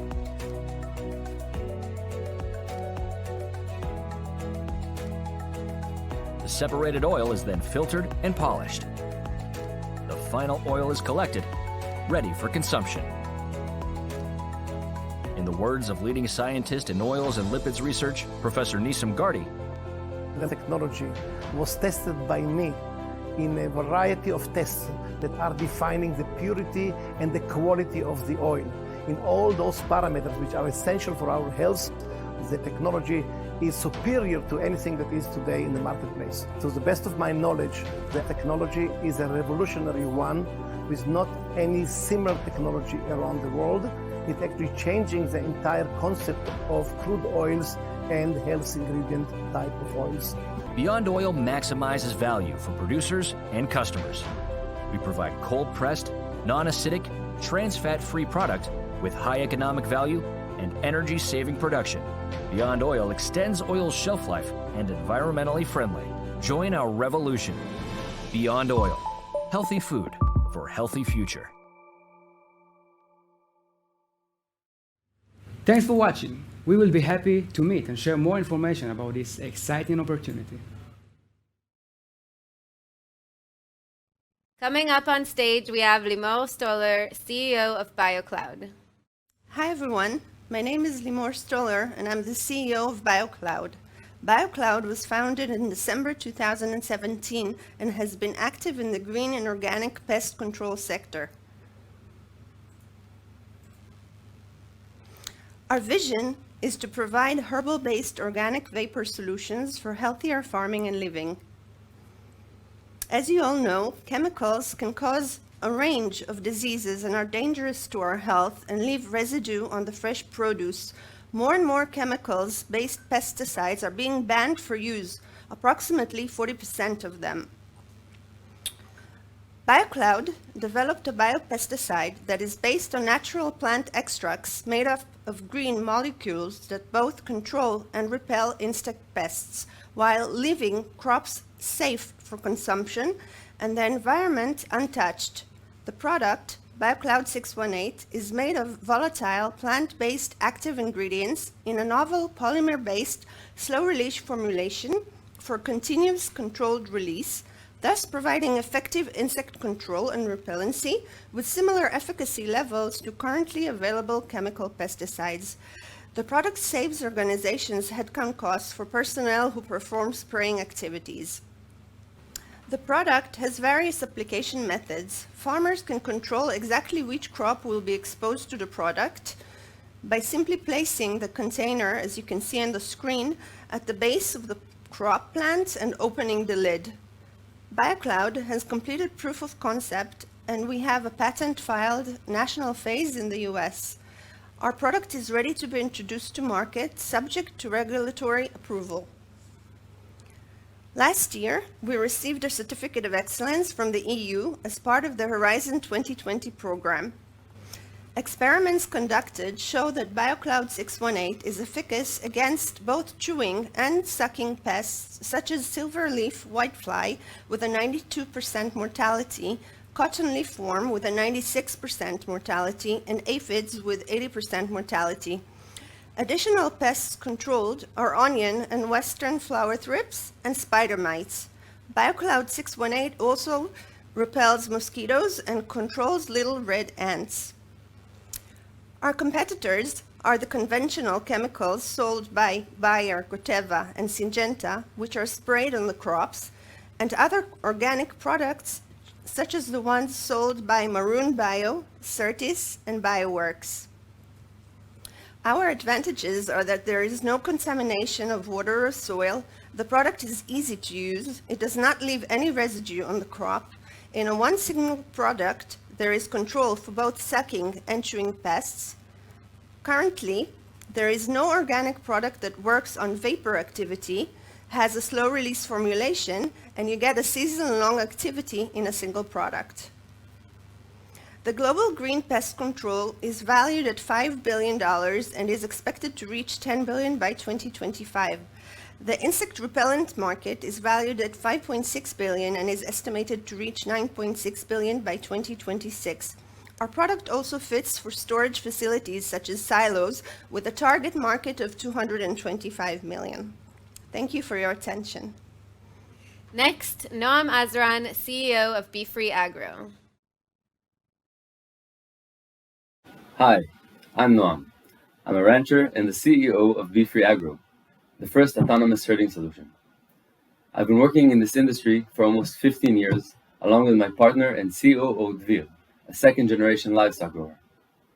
All our professional lives, we've been dealing with the challenges facing this industry, from rising operating costs to a shortage of skilled workers. Ranchers spend up to 90% of their time and energy monitoring and controlling their infrastructure, their pastures, and of course, their livestock. To overcome these challenges, we had to think outside of the box. 6 years ago, we started using our first drone.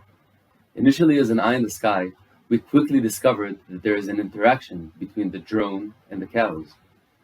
Over the following years, with hundreds of flights and thousands of hours in the air, we developed and perfected our unique AI-driven herding method. The implications of this method transformed our lives.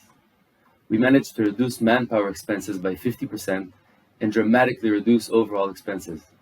For the first time, we were able to think long-term and make decisions based on what we wanted to do rather than what we could.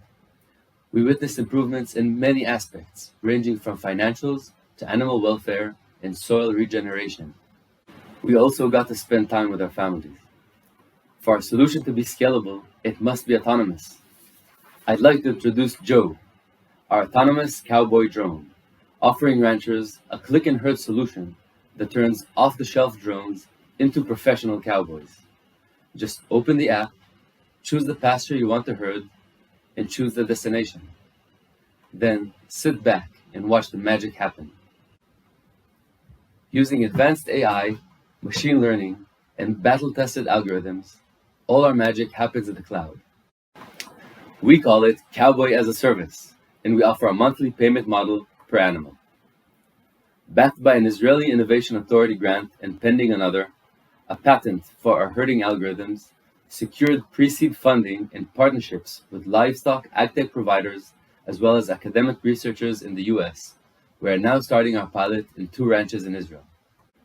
With a strong team from Intel, the Technion, and industry veterans, along with experienced tech and business advisors, every day brings us closer to achieving an autonomous drone-based herding system. We will begin in Texas, with a rich history of cattle ranching and home to 10% of all cattle in the US. As you can see, we are implementing our solutions to other animals, like sheep and camels, opening up additional markets and industries.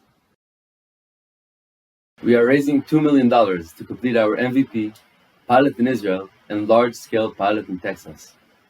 We invite you to reach out and hear more about Be Free Agro, the first autonomous herding solution. Thank you.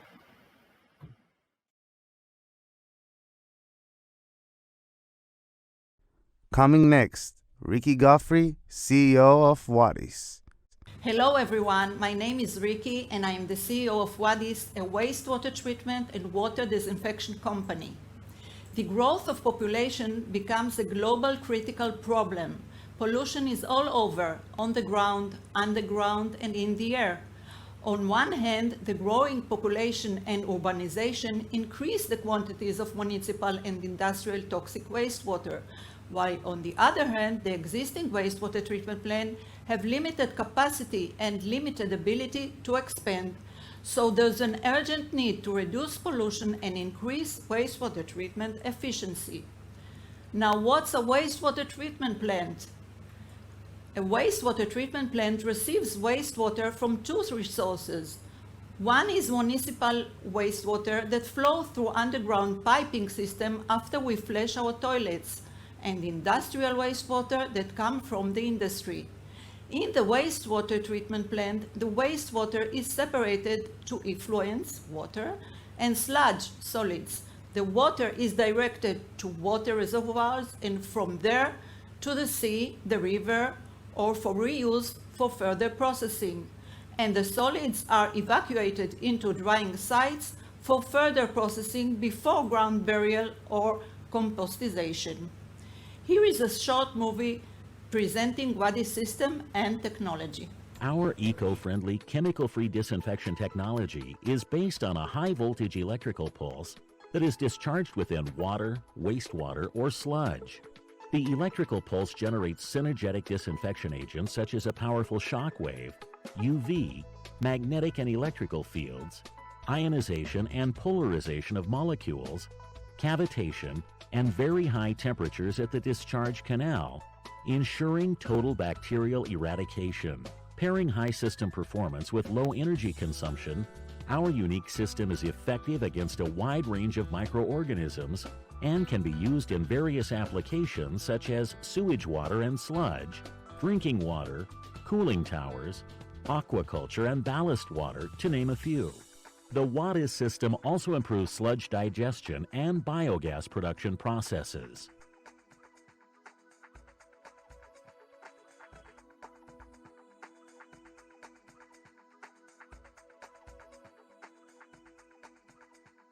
Wadis, shocking technology.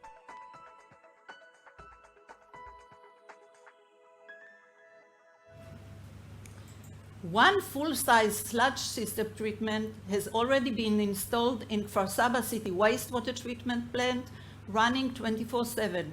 Its high performance, along with low energy consumption, significantly improve the wastewater treatment capacity, reduce the amount of evacuated sludge, and increase the biogas production, which is then transferred into electricity.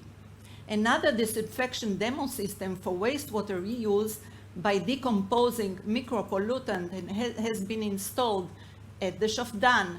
The system was tested under the European Horizon 2020 Aquanes project and in cooperation with Mekorot, Israel National Water Company, and the Israeli Innovation Authority.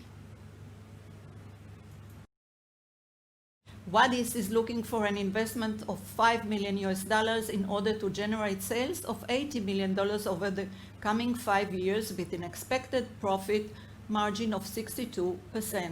We invite you to become our partners. Thank you. Moving on to Ron Shani, CEO of Aqualogic. Hi, my name is Ron Shani, and I am the CEO of Aqualogic Agriculture Software House. I believe that each of us would like to know that the fresh food we buy, like vegetables or fruits, are healthy to eat. That we know how to grow as much as we can from any farmland unit, but without pollution, soil or water. To support all your requests, we have developed the Aqualogic platform, an innovative solution for agriculture economy standability, a most powerful food intelligence solution from crop to consumer. Let's see how we control all crop in one click. Mankind's main problem in the 21st century is the food shortage. It takes a coordinated effort between the growers, the packing houses, the cooperatives, and the food companies, which dictate regulations and standards. And all this in a dynamic and constantly changing environment. We at Aqualogic know the ins and outs of crop raising and speak the farmer's language. We're all graduates of the Israeli IT world, so we're also tech people. The EcoLogic system was developed by leading Israeli IT managers and leading agriculture experts, and it allows for agricultural tracking and management from the field to the supermarket. EcoLogic was created through a partnership with Microsoft and makes optimal use of Microsoft's cloud, Microsoft Azure. EcoLogic is a bilingual system that facilitates the management of a variety of growing environments, such as open field crops, orchards, greenhouses, cannabis, vineyards, and more. The system allows for the control and monitoring of every phase of crop raising regardless of the type of crop. The use of a single database, which creates an integrated status report while sharing data in real time, can serve many different kinds of users, including countries, food companies, cooperatives, packing houses, growers' organizations, and more. This guarantees that each participant is updated in real time concerning the information relevant to itself. Tracking the crop from the field to the consumer allows for the application of advanced management tools on both the professional and economic fronts, including saving the latest crop protocols, food safety, exact pricing, meeting standards, and ensuring coordination throughout the supply chain, from the grower to the supermarket. The system is sold in each country through local partners who are versed in the local culture and provide inculcation, localization, instruction, and guidance services throughout in the local language. Welcome to the smart future of agriculture. Welcome to EcoLogic. Thank you for the opportunity to be here with you. Next on stage, we have Roy Yacobi, CEO of Tie Up Farming. Hi everyone, my name is Roy and I'm from Tie Up Farming. Today, we're dealing with some of the largest agribusinesses in Australia. We're focusing on the horticulture industry, which is mainly fruit and vegetables, and dealing with medium to large agribusinesses. So what is the problem? Today, we've got specific solution for specific areas on the farm. If it's to manage harvest using QR barcodes and RFID tags, if it's to manage your chemical and fertilizer using a specific software, or managing your packing shed using another software. Everything is siloed and nothing talks to each other. So the outcome is that the agribusiness, especially the farm manager and the executive teams, are in the dark when it's coming to management decisions. Introducing the solution, Tie Up Farming, an end-to-end software solution dedicated only for the horticulture industry, managing the farm and the packing shed, turning it into a factory-like operation.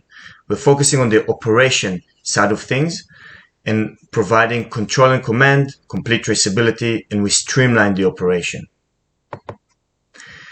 We're using advanced data science engine to optimize yield by correlating between the inputs on the field and the outputs which are in the packing shed. We're touching on all aspects of the farm, starting from the field hand, which we're very focused on, using an advanced UX and UI, and the farm managers and the executive teams. We're talking about a very sticky product. In the last 5 years we've been in operation, we're tracking the weekly user usage of the software, and it keeps increasing. We're now looking at an average of more than 2 hours a day per agribusiness. We're talking about a huge growth in the last 14 months, predominantly signing a distribution agreement with Elders, one of the largest agribusinesses in Australia. Our business model is land and expand. We're starting with one module and expanding to the second and third and so forth. We're talking about a huge industry, more than $12 billion that we can have a bite from. And that's not including the secondary big data market. Our plans are to expand into the US coming into 2022. And we've got a very experienced team. Thank you very much. Next, we have Shai Zeltzer, Chief Agronomist of TAP. Innovation in agriculture, technological leadership, maximum efficiency. This is where they meet. TAP, 60 years of experience by your side. Tshuva Agricultural Projects, TAP, is a leader in leafy crop production and the establishment of modern horticulture projects, employing various methods.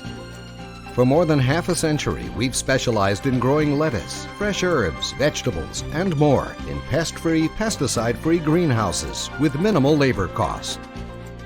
Our unique growing methods incorporate several components: advanced hydroponic technologies, growing in disconnected substrates, pest protection nets, computerized fertigation systems, water recycling systems, climate control. This approach results in clean, fresh produce with long shelf life while safeguarding the environment and providing other significant advantages. Lower labor costs, major water and fertilizer savings, prevention of groundwater and soil contamination, greatly reduced production costs, maximum utilization of production area, minimal pesticide use. TAP's unique production process maintains very high crop yields and uniform produce quality throughout the year. In a world where the demand for agricultural produce keeps on growing, while growing areas are more and more limited, Tshuva Agricultural Project's unique approach gives growers better control over crop quality and quantity and much higher profits. Since 1957, TAP has been at the forefront of modern agriculture, with know-how based on decades of research and in-the-field experience. We've established projects around the world. We adapt our systems to suit the widest range of climatic conditions and topography. TAP brings its customers tailor-made agricultural solutions suited to local conditions and specific requirements. Every TAP project features the most advanced greenhouse crop technology, along with high-quality, cutting-edge equipment. Our customers also enjoy ongoing support from top professionals in the fields of herbs and other flowers, with expert supervision at every stage, from planning through construction and operation, and for years afterwards. TAP brings you a new outlook on agriculture: modern, profitable, clean, and environmentally friendly. Above all, TAP means fresh, quality products at an affordable price. Join us for green success. TAP Projects, 60 years of experience by your side. Next, we have Shelly Barak, co-founder of iShens. iShens is providing holistic solutions for farmers in order to maximize yield and quality. We provide an overall solution, both hardware and software, which gives the farmers all the tools necessary to maximize their yield and streamline the operation of their farms. All products are built with the latest technologies based on recent academia knowledge, our own research and experimentation, and very tight collaboration with leading cultivators in Israel. We have several agnostic lines of products which are highly modular and customizable, since there is no one-size-fits-all in this industry. We built our LED grow lights with an adjustable spectrum. Not only it is far superior to HPS light by saving up to 40% in energy consumption, it also has unique benefits compared to other LEDs. By providing an adjustable spectrum based on white, blue, red, and far red, we are stimulating biochemical receptors on the plants that react to daylight changes, sunsets, sunrise, and seasonal changes, in order to match the light conditions to the optimal levels of the plants based on their growth stages, crop type, and desired growth protocol. This means we can shorten the growth cycle to help produce the same phenotypic characteristics and chemical composition of the yield time after time. Consistency is a major factor for medical cannabis. We also provide a smart box controller which operates the irrigation and fertigation. These elements require precision and constant adjustment based on sensor input and light intensity. The real-time measurements are being used in our machine learning algorithm to create the optimal condition in each microclimate for growth and flowering. Our goal is to empower farmers so they can achieve the best possible yield from their plants, boost the profitability of the farm, and deliver top-notch produce to their customers. All of our products are designed, programmed, and assembled in Israel. And by doing everything in-house, we can achieve lower costs, which ensure shortened return of investment for our customers. Our team has over 50 years of combined experience in water engineering, biology, physics, electrical engineering, and extensive knowledge in agriculture landscape.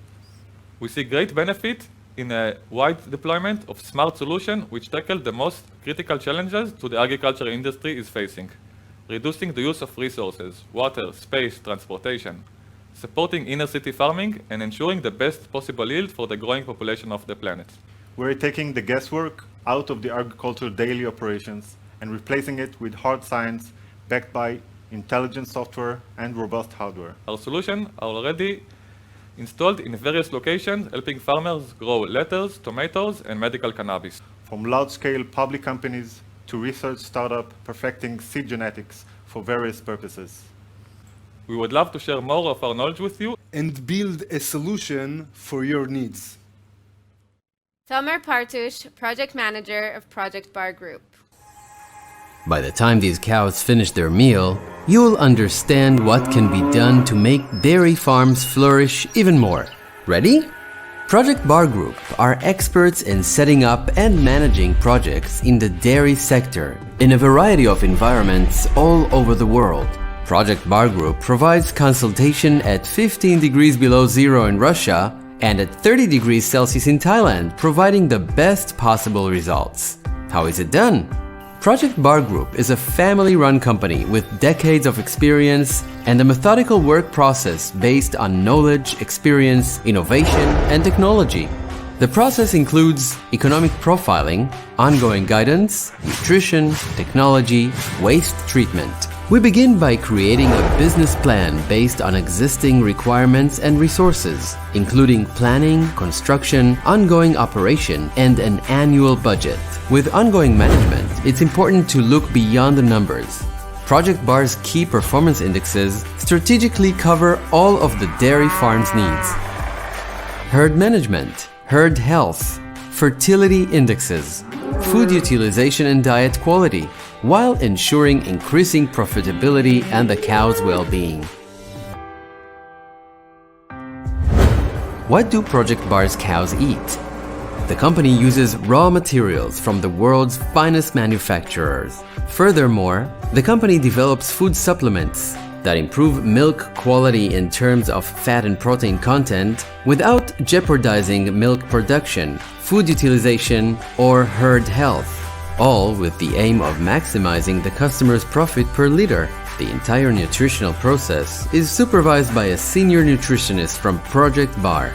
Now, let's take it to the next level. In order to synchronize the whole process, Project Bar Group developed Smart Farm. Smart Farm is a system that facilitates the management and monitoring all of the farm activities in a single system, offering business insights in real time, which help the farmer make informed, speedy decisions at any time and from any place.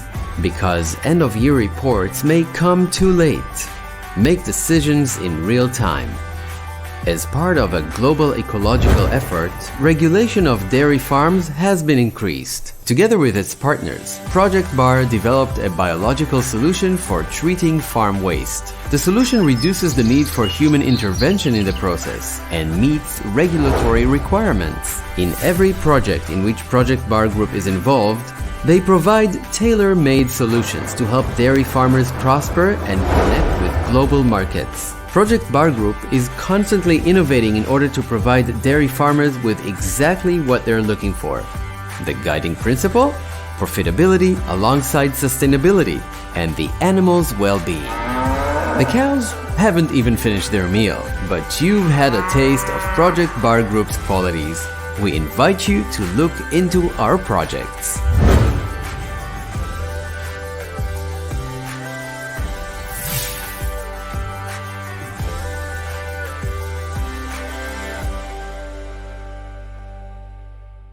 Coming up, we have Tomer Tzach, CEO of CropX. Salam, shalom. My name is Tomer Tzach. I am the CEO of CropX. CropX is an agriculture technology company, and I will use the next 3 minutes to tell you a little bit more about what we're doing. So, our product has both a hardware component and a software component to it. On the hardware side, proprietary soil sensors that we developed ourselves that are very unique and collect data from the soil. On the software side, it's an app that farmers download to their phone, and we essentially help them do a better job. So when I say do a better job, I mean with irrigation, with fertilizer management. Now we also do automation, so we connect to the various irrigation devices. We can control them for the farmers, so like an autopilot for the farm. The vision is to essentially become the company that masters the insights from the soil, from the soil layer. I'm emphasizing the soil because there are so many, the vast majority actually of the agriculture technology companies are bringing their data solely from above the ground, so satellite imagery, UAVs, drones, etc. The problem with above the ground, especially with irrigation and fertilizer application, is that the data comes in too late. By the time you see something that's happened above the ground, it's already happened 2 weeks ago, because a plant, for example, that's not irrigated properly would suck up everything it can from the root zone and from the stem. It takes 2 weeks until something is shown above the ground. We know, coming from within the soil, that a plant is not receiving enough water before the plant knows. So we can be predictive, preventive. We create much more value. The uniqueness of our system is its ability to scale. We are the only do-it-yourself system. We don't need technicians to install. We just ship our product. Farmers install it by themselves in just 5 minutes. On the software side, we have a very comprehensive farm management system. We connect all of the various data layers, satellite imagery, weather data, 50 different crop models that we support, topography, and about 10 different data layers that all are combined into our system. Now, what do we do with all that? Well, first and foremost, we save water. Actually, experiments have shown that we save up to 50% of the water, and we increase yield by up to 20%, which is huge. But we do much more. We save energy. We help save labor, reduce labor. We help farmers comply with regulation. We even have insurance, crop insurance use cases. We even have a very strong sustainability play thanks to an acquisition that we recently completed in New Zealand of a competing company. So now around the dairy industry, we're able to help farmers prevent nitrogen runoff and prevent leaching. As you can see on the map right now, we are already, after 3 years of commercialization, are installed and deployed all across the globe. We really see now that we've hit the inflection point in terms of kind of the expedited deployments.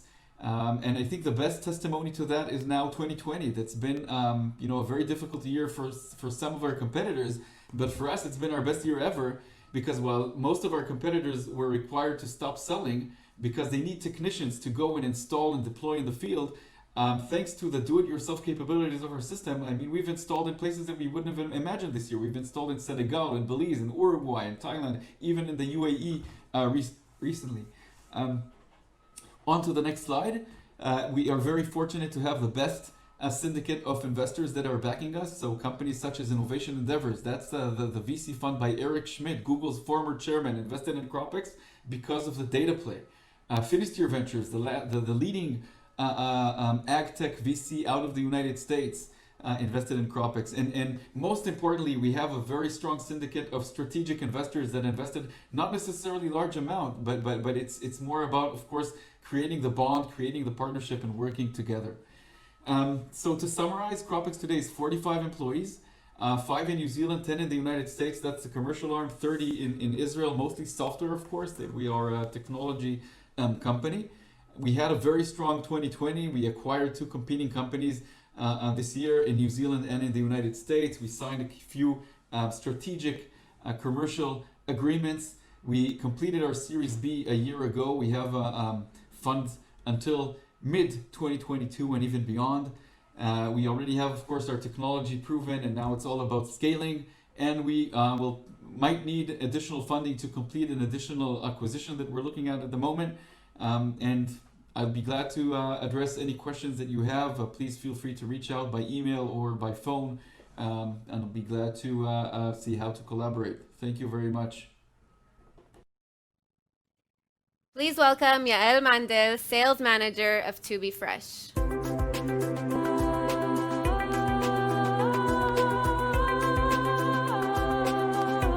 To Be Fresh is a state-of-the-art line of quality fresh microleaves, also known as microgreens.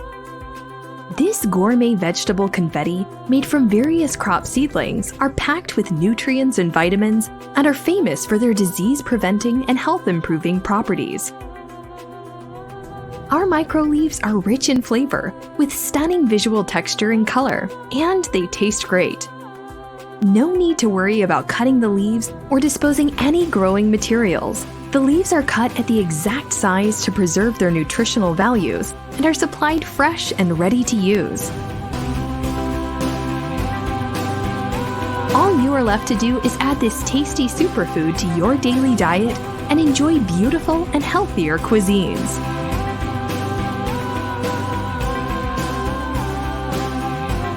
To be fresh, it's green, it's clean, it's perfect.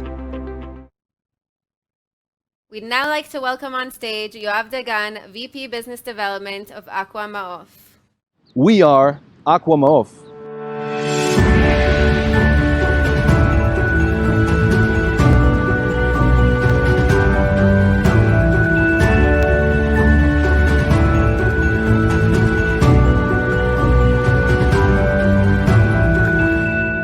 We're taking aquaculture to the next level.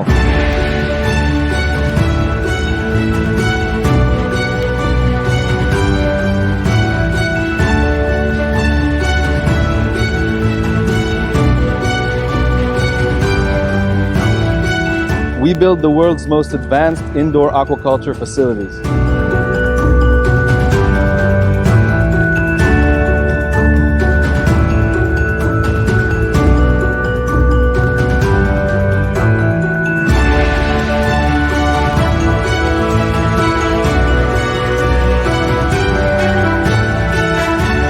Sustainability and environmental impact are key in everything we do.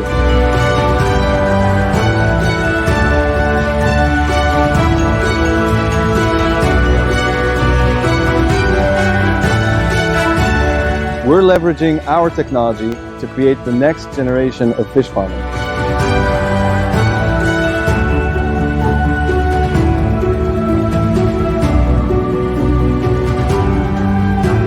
With over 20 years of experience, our team of experts have been providing solutions for aquaculture in over 50 locations around the world. We believe in true transparency, from broodstock to plate.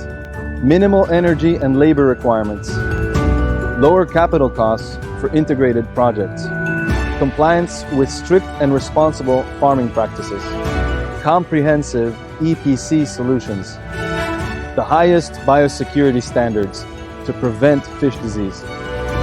No chemicals, no antibiotics, all natural product. With advanced facilities around the world, Aqua Ma'of is going global.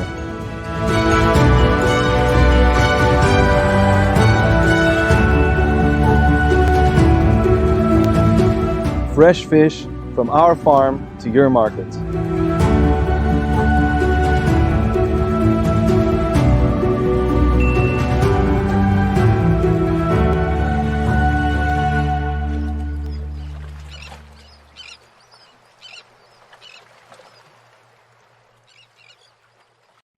Next, we have Yonatan Golan, CEO of Breville.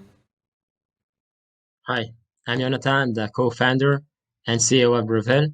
It is my pleasure to present to you today our vision of feeding the world sustainably. With the current growth rate of humanity, animal-based proteins simply cannot be the long-term solution. We must find alternatives that are truly sustainable and scalable on global scales. Many experts and companies are looking at microscopic algae, microalgae, to be this holy grail. 2 billion years ago, these tiny organisms produced all of the oxygen we breathe today. They grow exponentially fast and are just packed with proteins and many other ingredients and nutrients relevant for a variety of other industries. Compared to any other protein source, microalgae are completely off the charts in the amount of protein produced per land area. And they require only a fraction of the resources other protein sources need. This is what the future of food should and will look like: healthy, sustainable, and on global scales. So why aren't we eating microalgae for breakfast, lunch, and dinner? Why don't we see microalgae in every product all around us? The sad truth is that this amazing potential has a very high cost and quality barrier. At $100 per kilogram, they're simply not relevant for mass production. The current outdoor ponds and reactors are very labor-intensive, suffer from contaminations, produce inconsistent qualities at relatively low yields, and result in very high costs. Some strains of microalgae can be grown in the dark, based only on sugar in a fermentation process. And then costs are significantly lower and yields are very high. But in the absence of light, almost all of the benefits of microalgae are simply lost. This is exactly where we come in. Vervel developed the first industrial-scale indoor reactors which combine internal illumination with a fermentation process based on sugar. Today we can produce affordable microalgae rich with all of the nutrients and ingredients which need light to be produced. We cracked and patented the key enabling elements that are crucial for the operation of the system, and today we can produce microalgae at yields 200 times higher than the state of the art in outdoor systems, and a cost reduction of more than 90%. This is a paradigm shift. We stop seeing microalgae as an agricultural crop, but instead as a high-tech advanced industry. In light of this vision and our achievements, we received the support of many organizations, but most of all from the European Union, with a combined grant and equity investment of 10 million euros. With this support, we're building up our operational capacity towards building the first factory here in Israel, which can then be duplicated to additional sites worldwide.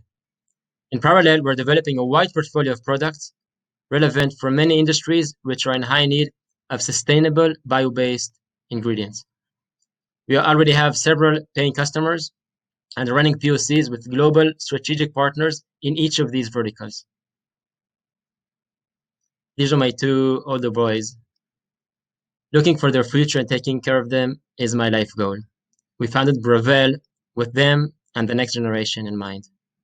The world and environment don't give us time to work slowly. The food system is changing rapidly, and we plan on being ready to meet the demands. Thank you.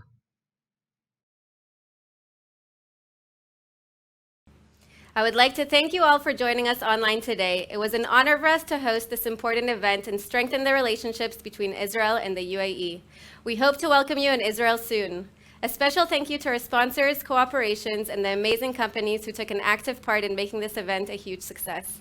If you're interested in receiving the presentations from today's elevator pitches, or if you would like to schedule one-on-one meetings with one of the companies or more, please contact me or Nurit Ze'evi in the contact details below. Thank you again, and we hope to welcome you all in our future Go for Israel events.